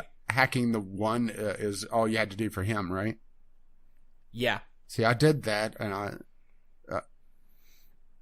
did. And you tell Zero about the Zero. Yeah, the slash. Mm-hmm.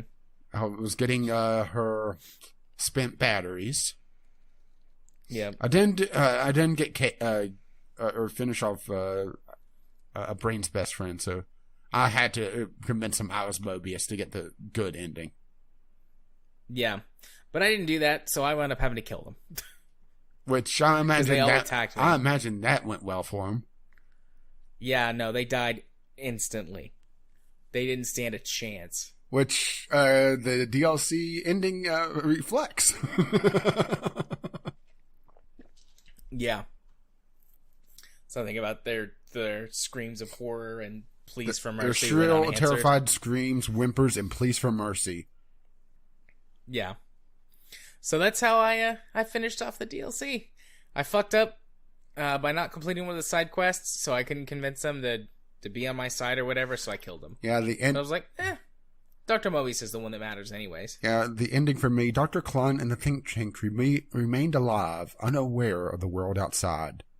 They looped through their daily routine, none the wiser about the world beyond, although perhaps wiser was the wrong word. The world outside belonged to the courier, and if anyone would shape it, well, the courier had already called dibs. Oh, that's good. And because I ended with good karma, I'm essentially a benevolent ruler over Big Mountain and its technologies, and using it whenever I can to help out the general population of the Mojave. Which really ties in well with my main story choices, huh? Yeah. It does indeed. But yeah, that's Old World Blues, which was by far and away my favorite of the DLCs. Yeah. Would you like them in tat?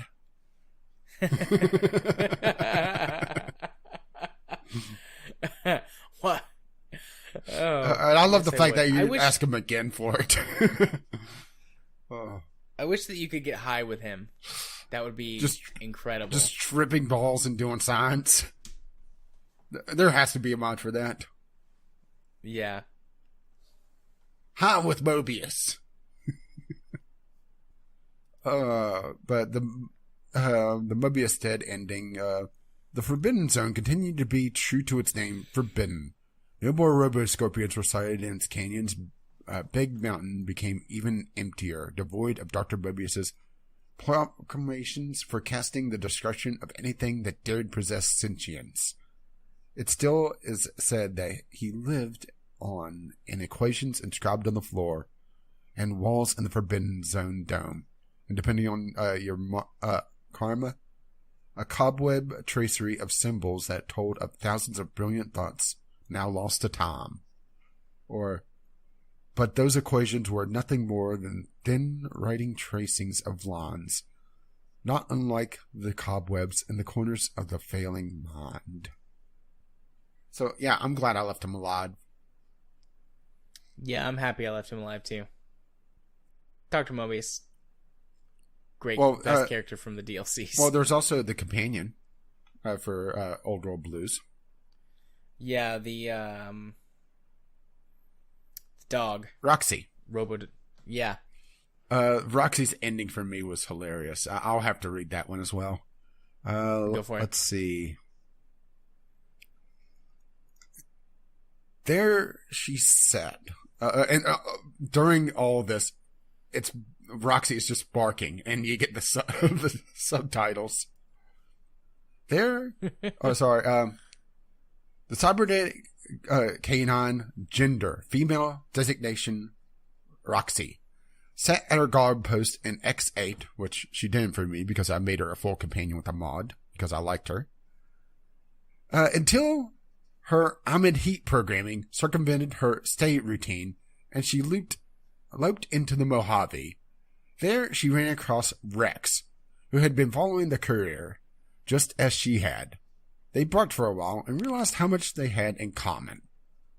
The two of them constructed a litter of cyber puppies, a small army of Boston Terrifiers that gnawed and devoured anything in their path. Nice.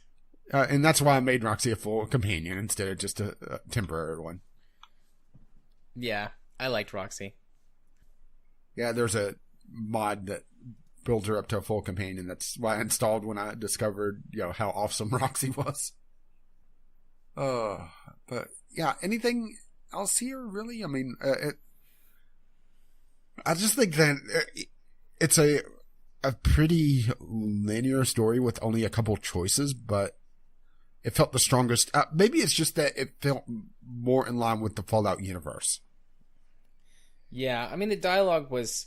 This had a lot of dialogue. There was a lot that we just, as we were talking, we hand-waved, but... Yeah, the opening sequence is a good, 10, 15 minutes of talking? It's at least 15 But minutes. it doesn't feel like that. No, it's very entertaining. It strikes the right balance of silly, but also serious. I mean, it's themed perfectly, I think, to Fallout's tone. And all of the dialogue is interesting and well written, in my opinion, for this one. Yeah. I mean, it was the one that I said was the writing for it was better than the base game experience, so. And we are going to talk about the last DLC for Fallout New Vegas. The Pretentious Lonesome Road. Oh, Lonesome?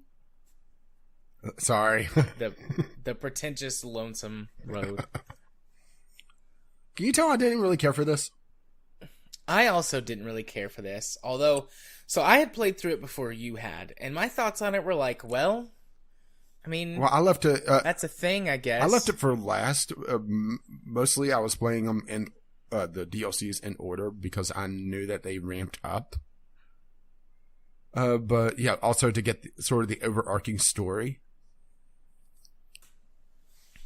Yeah, and I wasn't exactly looking forward to the last DLC after playing Old World Blues and hearing, the question that broke the think tank out of their loop. Ugh. Yeah. It's like something that you read on r/I'm 14 and I think this is deep. That's a subreddit? Yeah. Okay, let's. Or I think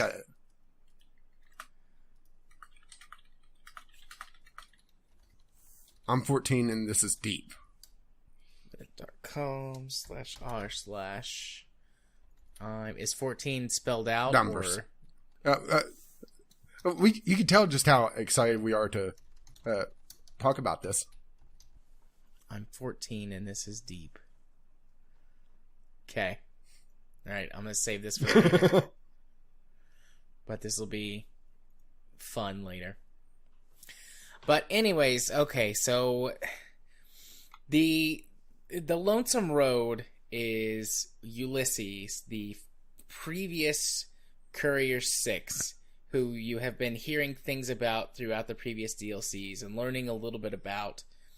Well, he's also hinted at slightly in the main game because you were told that you weren't the original Courier 6, that there was someone else that was supposed to carry a platinum chip. But backed out of it in the last moment, so one of the alternates was brought in. Yeah. But anyways, so you go out to the Lonesome Road to go confront him. Or he wants to confront you. He wants you to confront him. Honestly, he's hard to understand. Like, not his speech. He's got a pretty decent voice. Yeah, not quite he's as nice as Rage's, but close. Suck up. I gotta make up for the fact that I only played 3/4 of the DLC. I'll allow it.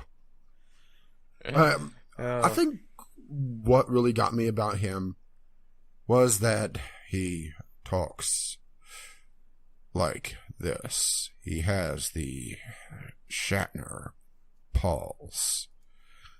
Yet he tries to sound intelligent. It's like, just fucking spit it out already. Yeah. There's a difference in someone who is intelligent, you can tell they're intelligent by talking to them, and someone who's trying to fake it, who's trying to sound intelligent. And that's how this character comes across. Like, he's just trying to convince you. Like he read at the source. Yeah.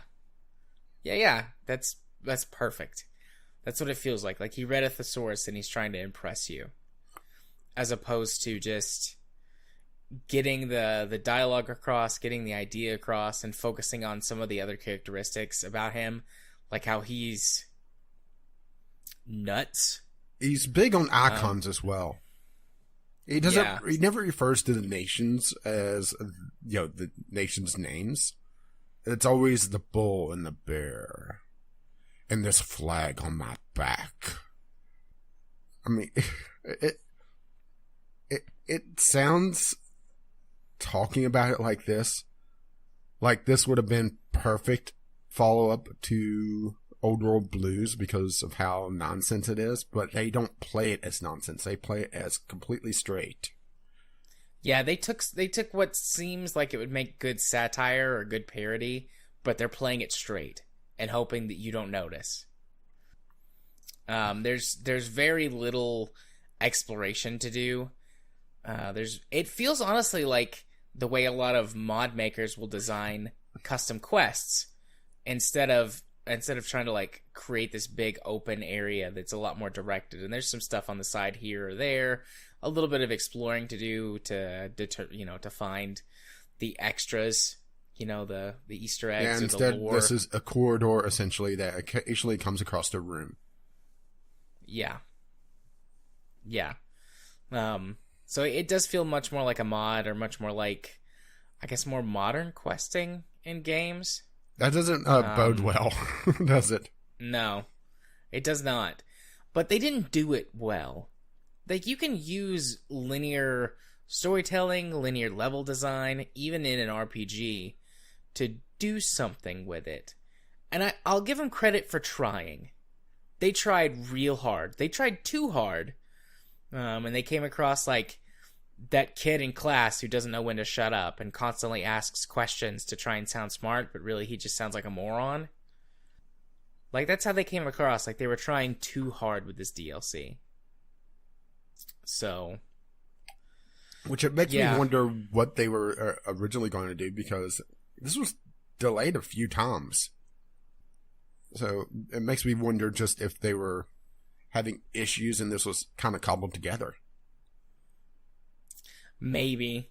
Like, they had maybe like some of the big pieces, and they put together the connective tissue for it once whatever the original project was had problems, and they had to... The entire story of Ulysses, I'm talking about not in lore, but outside of it in the game, or game Ulysses, I should say, is interesting because he was originally supposed to be in the base game, but not like he is now. He was originally part of Caesar's Legion, just like he was previous to the Lonesome Road, but he was part of the cut content. And one of the directors essentially fell in love with the story of Ulysses and expanded upon it for the DLC, which honestly feels like sort of the missed opportunity here, where they could have done a bit more with it, or I would have preferred them to go with a different direction, because the entire motivation for Ulysses makes absolutely no fucking sense whatsoever. So how would you would have liked to see it go then? Explore the other factions. You set up a lot of interesting areas. Explore, maybe some of the boomers' history. Explore. You leave a very volatile situation in Vegas, especially if you kill House. They could have done a DLC revolving around that. They could have had essentially a Broken Steel-esque DLC where it takes place after the Battle of Hoover Dam and have essentially an epilogue. I mean, these are things off the top of my fucking head. And I haven't even had my Mentats.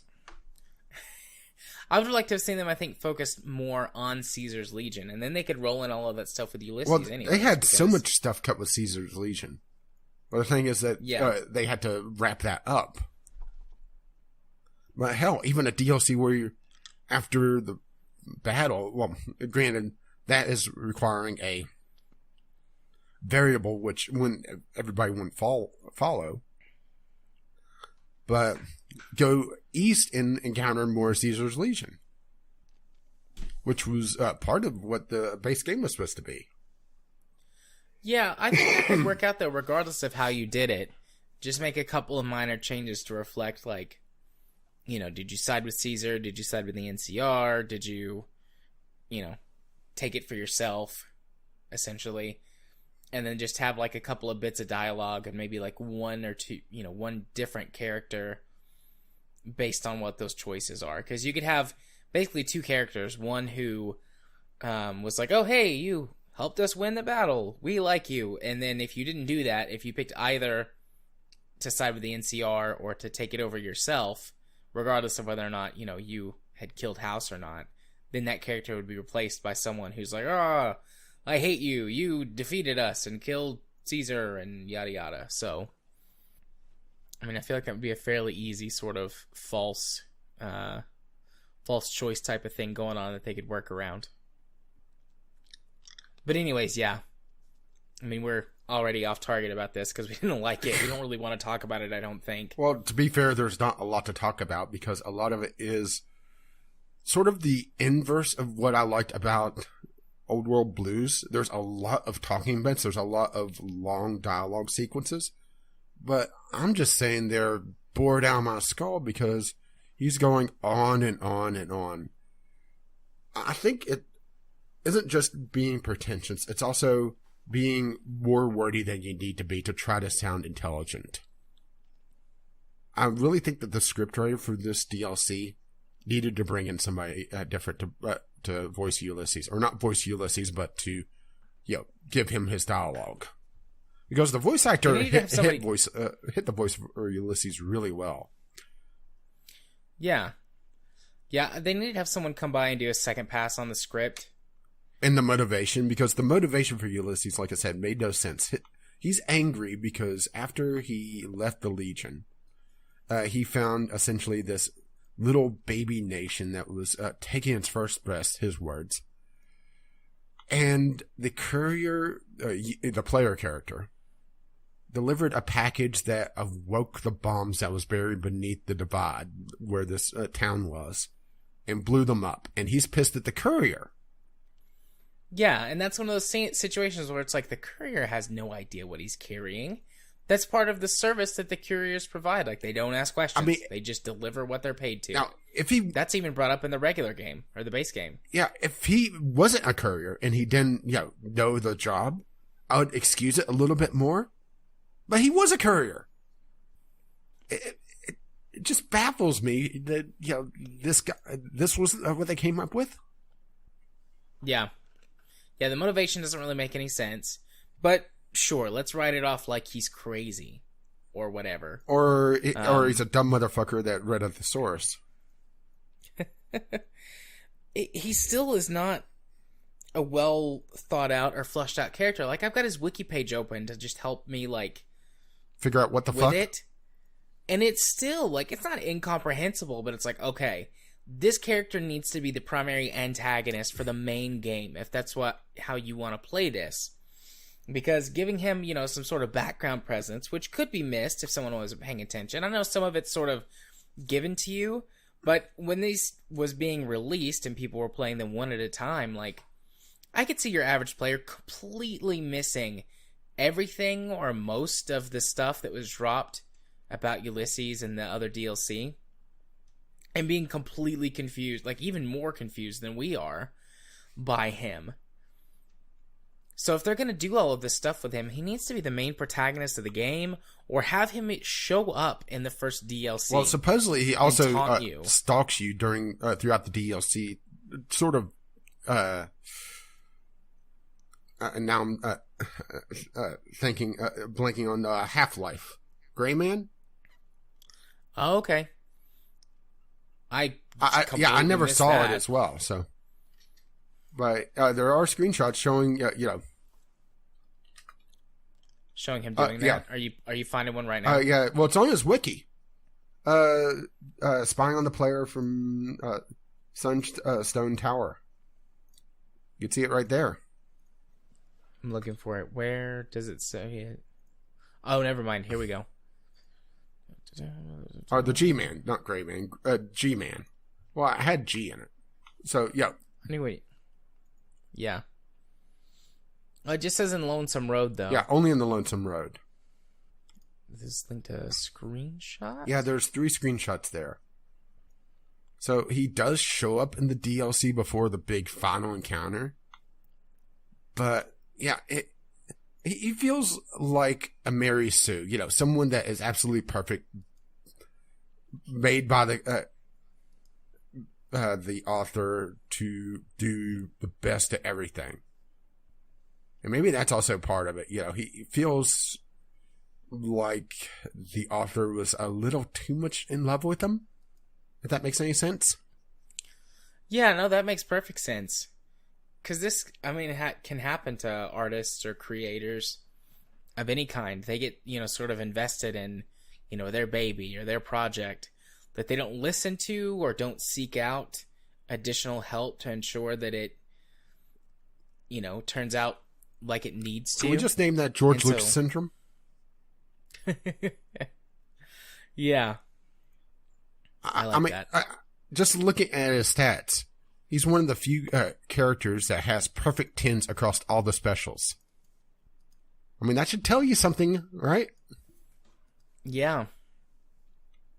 So, yeah.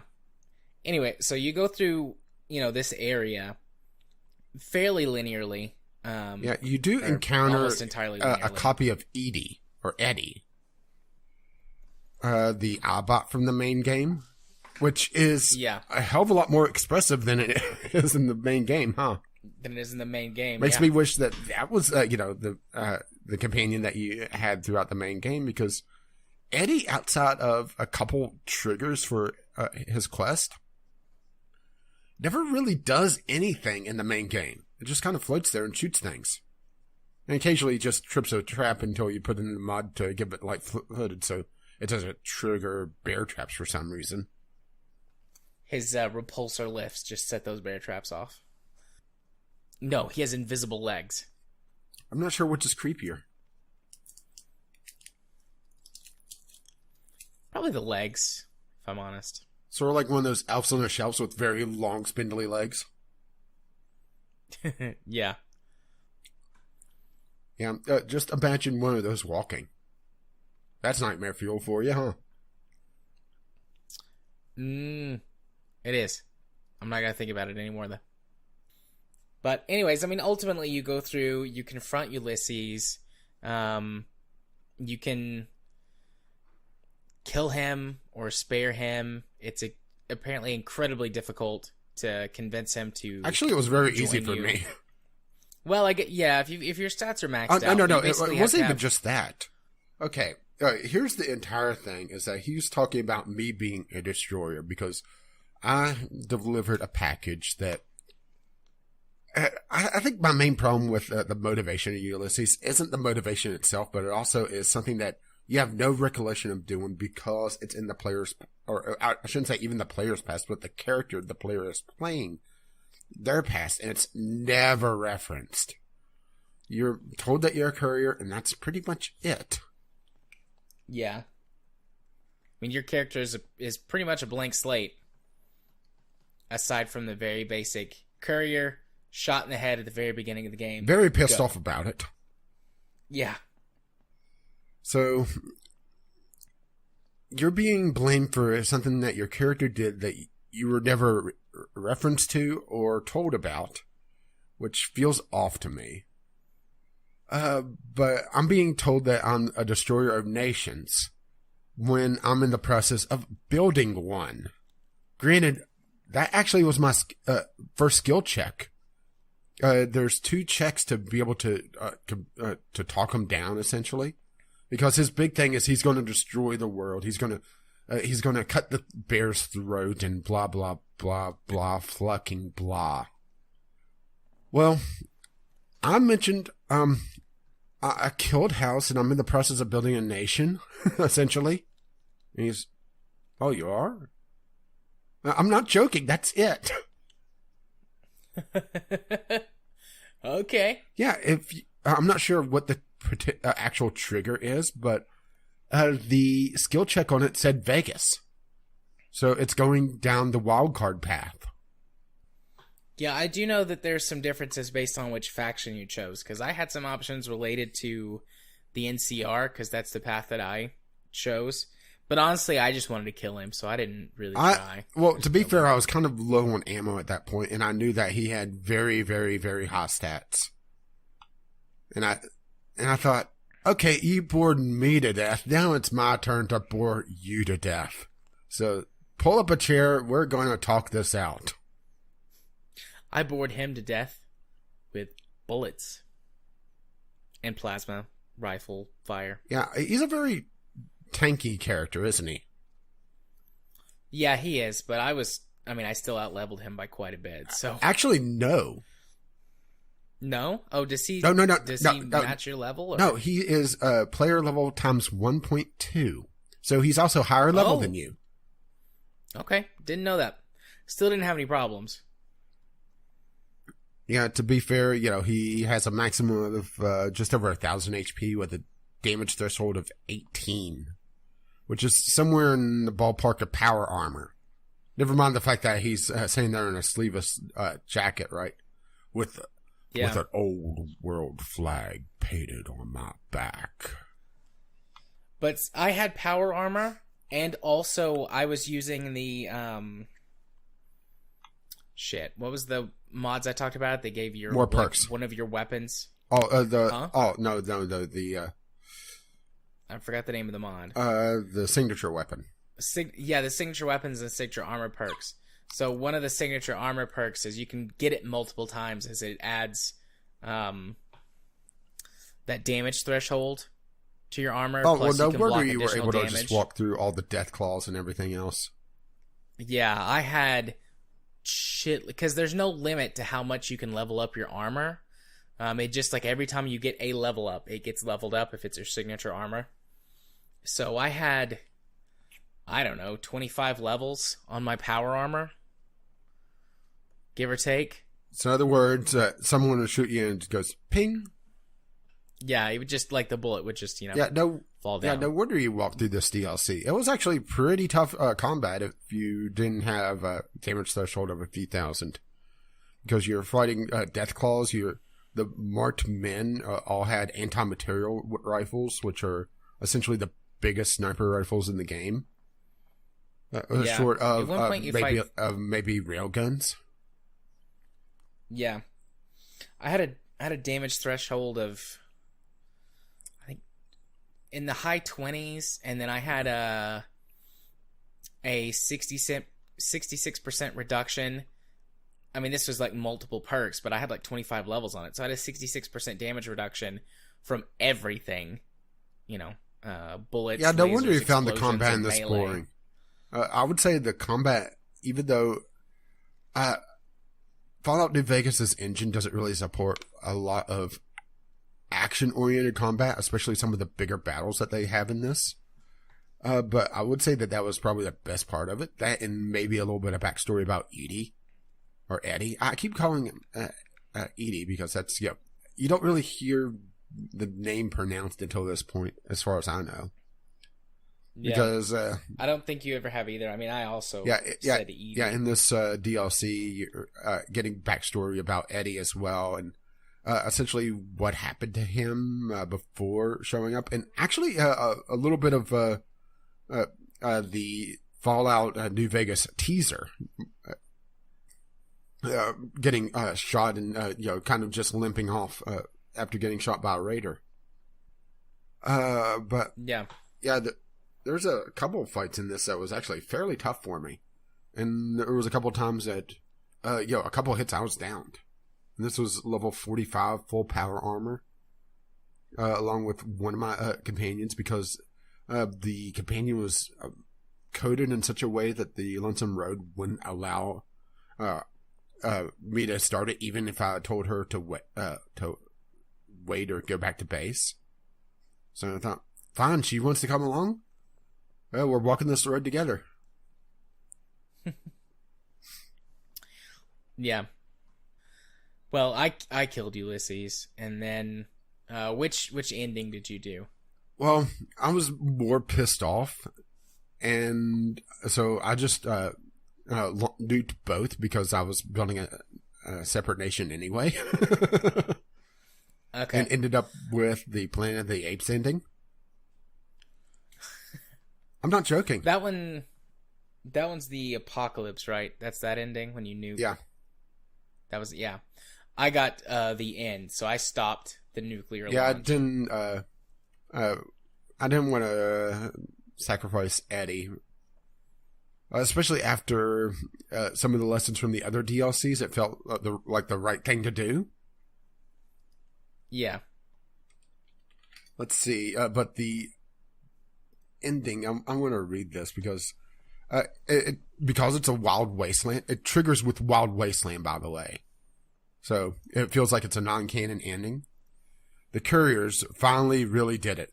They blew up the lands west and east of the Mojave, damning them all to hell. The act was discovered 200 years later as other couriers explored the Mojave wastes.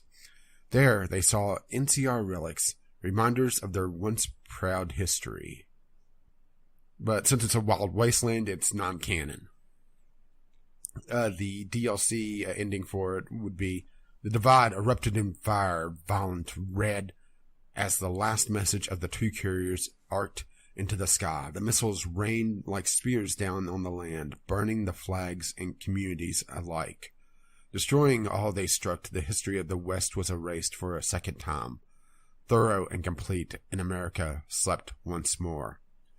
But to be perfectly honest, I would probably just nuke Caesar's Legion and deal with the NCR myself. That feels like the ending I would lean towards more, but honestly, I didn't really care at this point. Yeah. Yeah, I was ready to be done with Fallout. It was a good game. I liked all the DLCs. I can't say that much. Well, I mean, I didn't love Lonesome Road, but it had some parts to it that I liked. And Ulysses, I think I saw what it could have been and gave it some points for that. And also, having also played Fallout 4, I see a lot of how this inspired some stuff in Fallout 4 that I really like. And I did enjoy the shift in gameplay in Fallout 4 for the better. And like that's the one thing I said last time when we had the previous game club. Like Fallout 4 has got the gameplay, the mechanics down, and it's an enjoyable game to play from a purely mechanical standpoint. And sometimes that's what I want. And they borrowed from or copied a lot of the writing from these DLCs and from New Vegas and tried to bump it forward. And I think it works in a lot of ways. And so, sort of seeing the inspiration for future stuff and where it goes and how they used it, I found them all to have some value. I would never play Lonesome Road again, but I don't feel like I wasted my time, if that makes sense. Well, let's put it this way. If I wasn't playing for Gameclub, I'd have been skipping all Ulysses stuff by, let's say, 5 minutes in. Which, to be fair, is probably about the first sentence he utters. Yeah. That would have happened real fast. But, yeah. Maybe it's just that we weren't invested in it at all. Maybe so. I don't know. I don't really know. I don't want to come back to it. That's the thing. I don't know if coming back to it and playing it a little less rushed, a little less overpowered, yeah, would make a difference. But I don't want to come back and play it regardless. I don't know if I'll ever play Fallout New Vegas again. honestly. Like, the game's not bad. I enjoyed my playthrough. I enjoyed my replay through of the base game. I enjoyed my first time playthrough through the DLCs. But I don't know if I'll ever come back to it again. It suffers so much from old school game design, and not that Bethesda games are much less buggy, but I mean, this is one of the buggiest, messiest games that I've played of theirs. Well, it's not theirs, and it's a symptom of being rushed all to hell. Yeah. So I really can't blame them too much for that. But it felt like the DLC, like we were talking about a little bit before, was a bit of a missed opportunity. I didn't expect them to be Bethesda DLCs where it expanded on the lore as much because it was contracted out. But at the same time, it's a bit... I just wish they did something different. Or didn't fall so much in love with the Ulysses. Maybe that's it. Maybe this is Thrall syndrome for me. Where I got tired of, in World of Warcraft, Thrall being... okay, now this expansion, Thrall's going to be awesome again. I'm just tired of him. Well, they're still doing it. Still doing it. I'm going to talk more about that in a week or two when I've had more time to play WoW, but still doing it. They're still going on with Thrall's awesome, or is it just the Horde is awesome? No, Thrall's awesome. Goody. Up until Battle for Azeroth, sort of the Horde and the Alliance were the same because they had teamed up in the story, but now they're fighting again. So, but yeah, discussion for another time. I'm all fallouted. Falled out. I'm all fell out. I don't know how to make that grammatically correct or funny. Well, to be fair, that last one, you never knew. Touché, my friend. Touché. Do you have any closing thoughts? Any parting thoughts? Not really. I think we've bitched and moaned about this enough, really. There's just...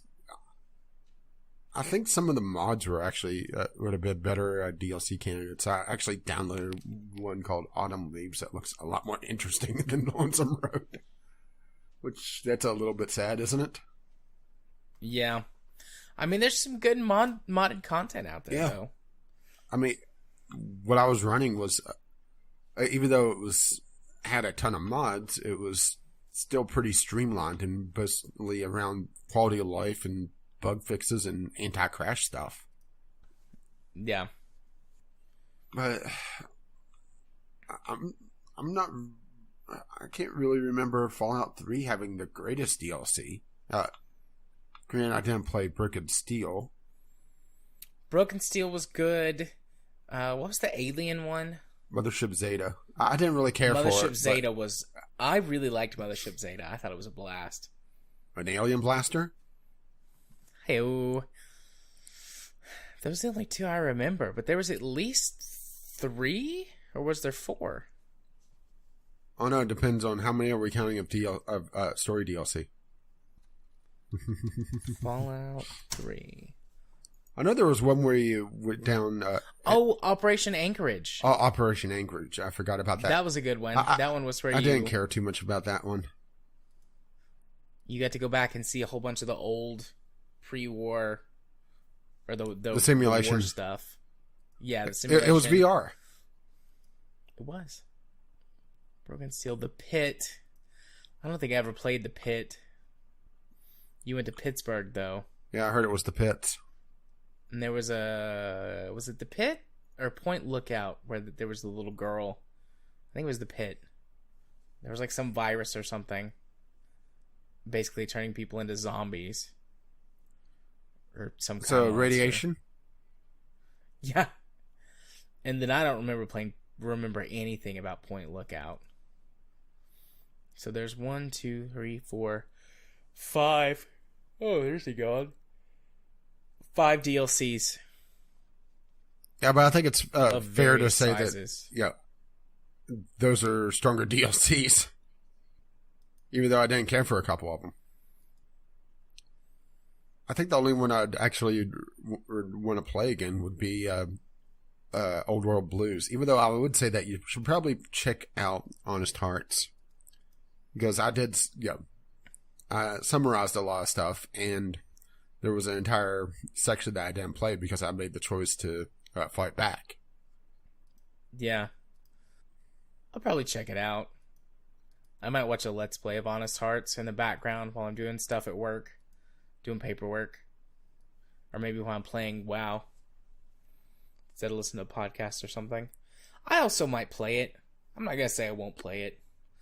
Although it'll be, again, a completely broken experience going into it at like level 45 or whatever. Well, and, with super armor. My signature armor and my signature weapon. The signature weapons is nowhere near as OP as the signature armor. Yeah, it sounds like you really robbed yourself of a lot of experience by running that mod. To be perfectly honest. That's okay. Honestly, I prefer to play it that way. Maybe that's why it was bugging out on Dead Money. It was trying to make signature armor out of that jumpsuit. No, you can turn that off though. You can. Because you can only have one signature weapon or one signature armor at a time. So, I did not make anything my new signature weapon or armor, because I would lose all of my perks on my old signature weapon or armor. I mean, it could still have been something on the back end, but, I mean, I wasn't trying to make that stuff my signature weapons and armor. But, I mean, I'm always a big fan for player choice. I like the idea of having easy modes in games, or, where like I've always been a big fan of like there should be an easy mode in Dark Souls, and have enjoyed like whenever Nintendo puts easy modes in their games. Like sometimes I'm just kind of at the point where I would just want to experience the story and have some fun being OP. Because the last time I played Fallout 4, I started myself off using mods, essentially 15 levels over leveled, because I was using gear that was super powerful but able to be used at level 1. And I just wanted it to be that way because I didn't want to have any major challenges. I just wanted to experience a lot of the story stuff. I wanted to explore, not have to worry about anything, see what unique things there were in that world. And that's where I found a lot of those interesting side quests, because I wasn't worried about, oh geez, I only have 3 stim packs. If I wander off into this area, am I going to get killed or trapped or whatever? I recognize that gameplay's not for everyone, but I don't feel like I was robbed of any experience. I had the experience I wanted to have. I was well aware of what I was doing, Even though I wasn't super OP, I was never really hurt for healing items. I still had plenty of stim packs. I had the perk that gave me the blood sausage and the thin red paste for regenerative health. So I was never felt like I was starved for that, so I still was able to explore. But there was just certain segments that, had to play a little bit more careful. Yeah. That, and also the mines in the Lonesome Road, they beep and then explode, which was irritating. Yeah, I didn't like that gameplay mechanic. I don't like stuff like that in general. And the fact that, they're brown and they, pretty much perfectly mix into with the texture. I only saw one of them before they beeped once. And pretty much every time if it didn't hit my head, it would cripple at least one limb. Because I had the perks from Old World Blues, so it was very difficult to cripple my head. Either that or impossible. I can't remember which. So yeah, Fallout New Vegas and the DLC done. Reach, why don't you?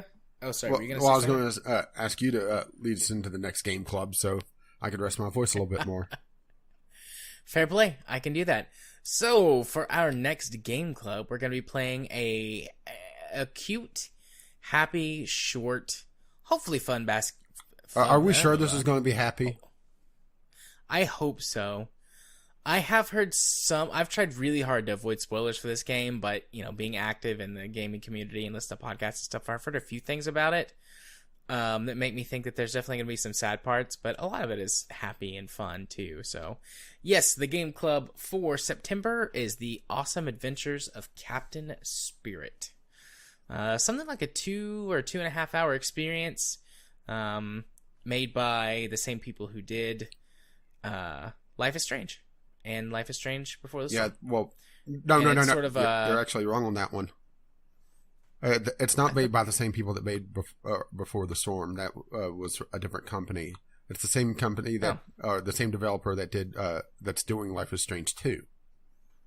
Okay, and also wasn't it the same company that made the recent Vampire, or however you pronounce it? I believe so. And also Remember Me.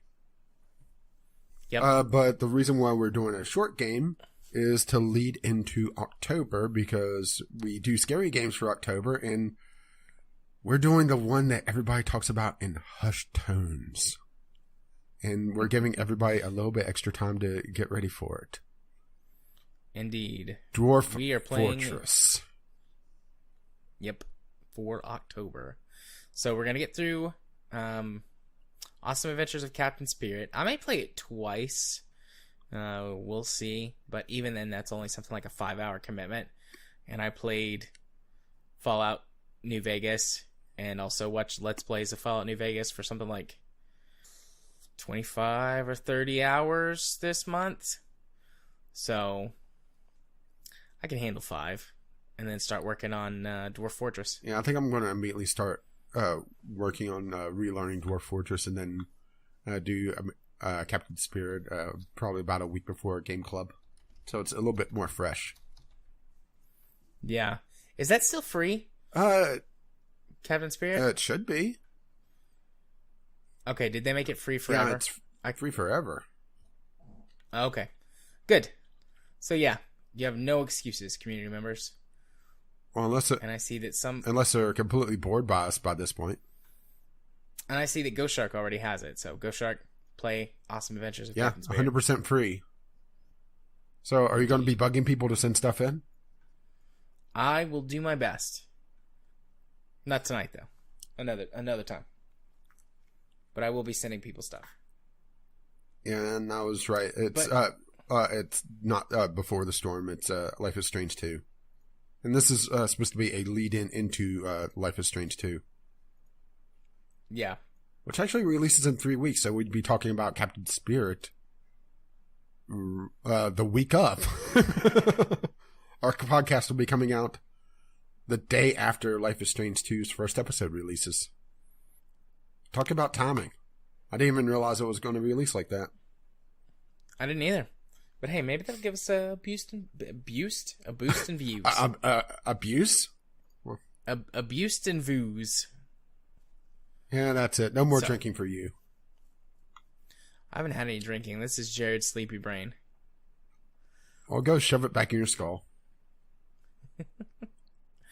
So, yep, that's our next 2 Game Club games.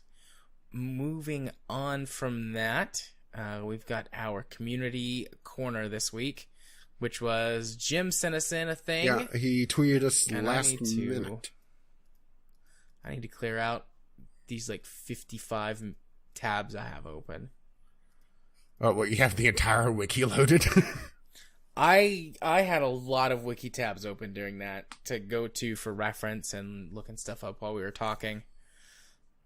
Mostly trying to figure out what the fuck with Ulysses. Yeah, I closed a bunch of them too, but there were still many. So much RAM. Open. So Jim tweeted us, if they could support most of the library, this could make Steam OS viable. And he linked us a Forbes article, which will be in the show notes, by the way, talking about the new version of essentially Steam Play, even though they're reusing the old term of Steam Play, because the original term of it was you bought it once and you got it on Mac OS, Windows, and maybe sometimes Linux. But now they're shipping a version of Wine or some sort of custom coding in it that has proven to be very, very compatible with a lot of games out there. This was actually on the docket, I believe, a couple weeks ago, and we chatted about it, but didn't really feel like we had anything to talk about, so we kind of skipped over it. But, well, obviously, people wanted us to chatter away about this, so chatter. I mean, I don't know what to say other than this is a good thing if it plays out the way that, if it plays out well. It's a compatibility tool called Proton 3.7, or at least that's Valve's version of it. Sorry, I had to go check that. Yeah. But, I mean, Windows has always been the most supported gaming platform. Mac has lagged behind quite a bit. In Linux, I'm not 100% sure how far behind Linux has been. Huh? I was joking about, not knowing what Linux is. Oh, I didn't even hear you because I was talking at the same time you were talking. But anyways, I don't know exactly how far behind they are in terms of gaming related things. I know that they don't have as many titles as Windows, but they might have as many or slightly more titles than Mac OS. But I mean, giving people more, the ability to play more, do more without having to jump through hoops is always a good thing, in my opinion. So, I really hope this works out well, and if it does, then it's a good thing for Linux gamers. I know we've had some in our audience before, or at least there were some in the Kerbalcast audience. I don't remember if any of them transitioned over to our audience, but that was one of the things that I remember them being excited about. Was the Kerbal Linux client? Yeah. Didn't they always have trouble with Kerbal on Linux? I think so, but you could play Kerbal on Linux at 64-bit way before you could on Windows. Until they removed that. Yeah. I remember there was a couple of gamers really pissed about that. Yeah, but I mean, I think this is one of those things where it's like more options is good. It's consumer friendly. And if Microsoft goes full draconian, then it's hard to argue a reason to not have this, right? Yeah, definitely. But I don't really know how much conversation there is to have about it at this point. Like, it's a little bit of wait and see. It seems like it's going to be okay, but... Well, Jim did mention the Steam OS, for Steam boxes. Remember when that was still a thing? Yeah. I remember when that was a thing. Considered buying one at one point before I built my first PC and was like, fuck it. I can build something for it cheaper. Is just essentially a shell over a Linux distribution. I'm not sure what one it is, but this works perfectly on that. So that's probably the reason why they're doing it, to make SteamOS a little bit more viable. That, and also tapping a really untamed or untapped community. Yeah, I do indeed. So that was our only tweet. So if you wish to have more than just one tweet, and hey, maybe even have an article that we chatter away about for a short time, even though I don't think we really had a lot to say on this outside of just reporting it. Yeah, which this is the reason why we didn't really talk about it before. We try not to do just, hey, here was a news thing that happened. We try to have topics where that we talk about them more. But if the community sends it in and wants us to read it off and talk about it, then we shall do as you request. So you could do that over at vglpodcast@gmail.com or tweet us VGLpodcast on the Twitter. Indeed. And it feels like I'm turning more and more into Ulysses, at least voice-wise. Yeah, let's go ahead and wrap it up. We've got a pretty lengthy show already. There'll be some cut downs with editing, but it's 12:20. You need to rest your voice, and I need to just rest to be ready for work tomorrow. So, part of the podcast where you go first. Indeed. If you want to follow me on the YouTubes, you can do so by searching for Gaming Psychologist on YouTube, where we have our Spintire series, which I need to schedule tomorrow's video. I haven't done that. I'll do that at work tomorrow. But, well, I guess it would be Wednesday's video in the past now.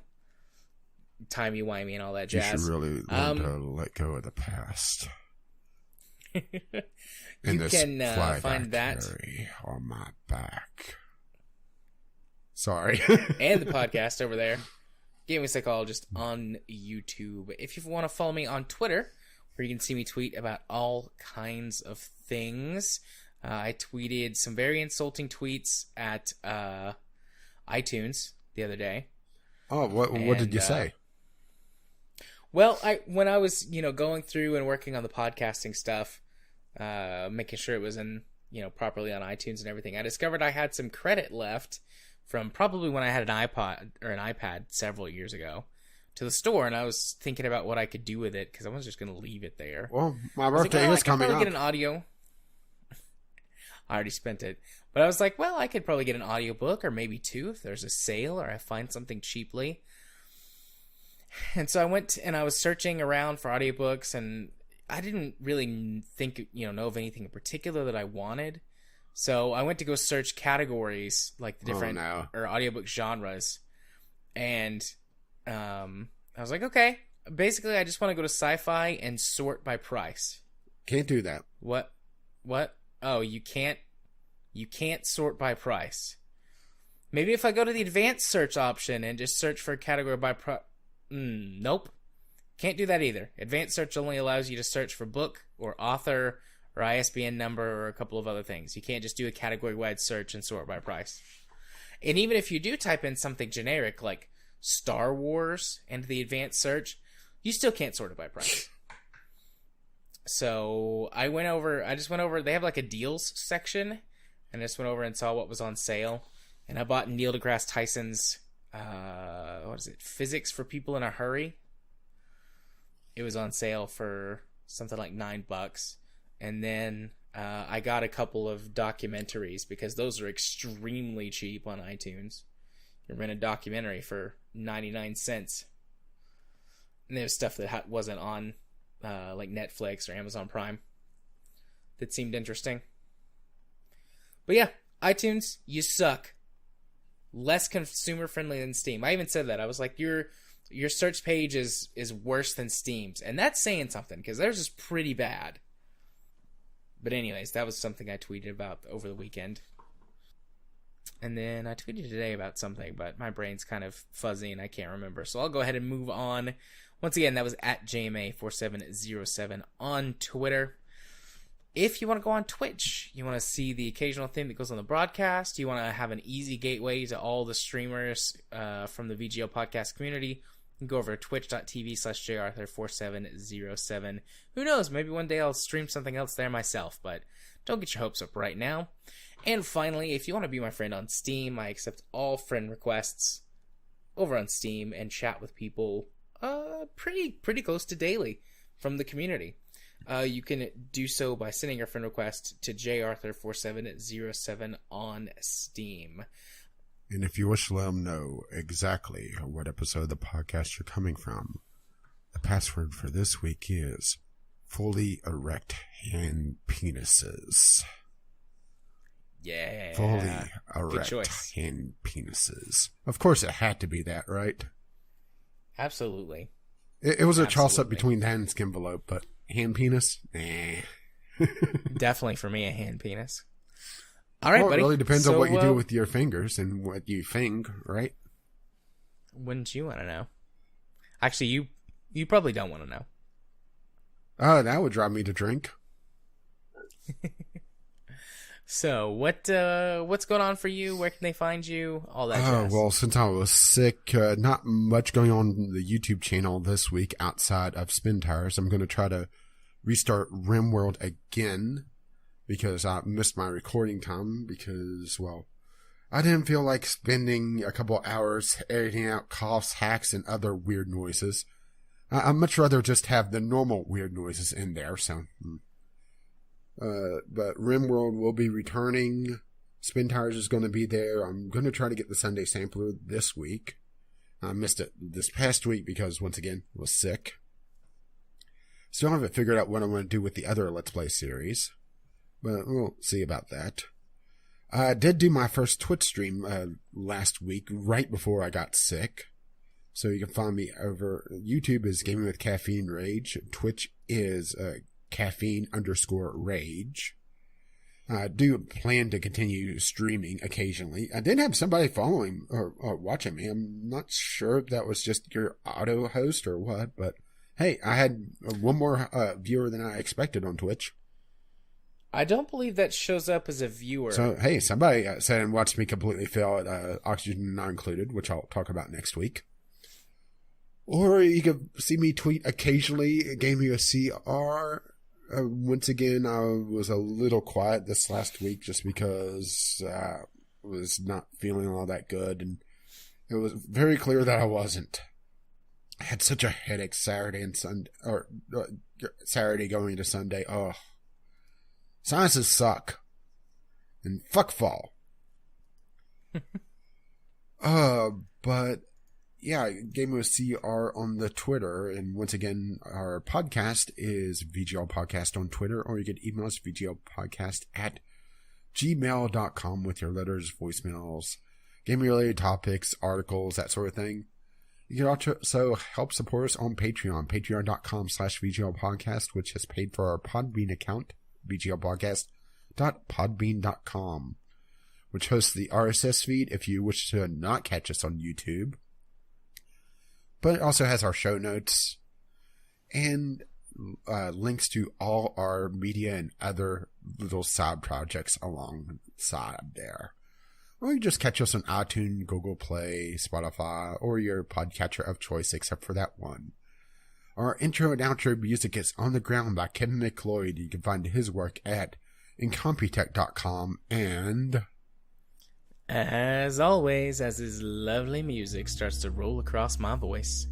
Well, bye now. See you next time. Bye-bye. Yeah, my voice is getting a lot more gravelly, isn't it? It is. It is.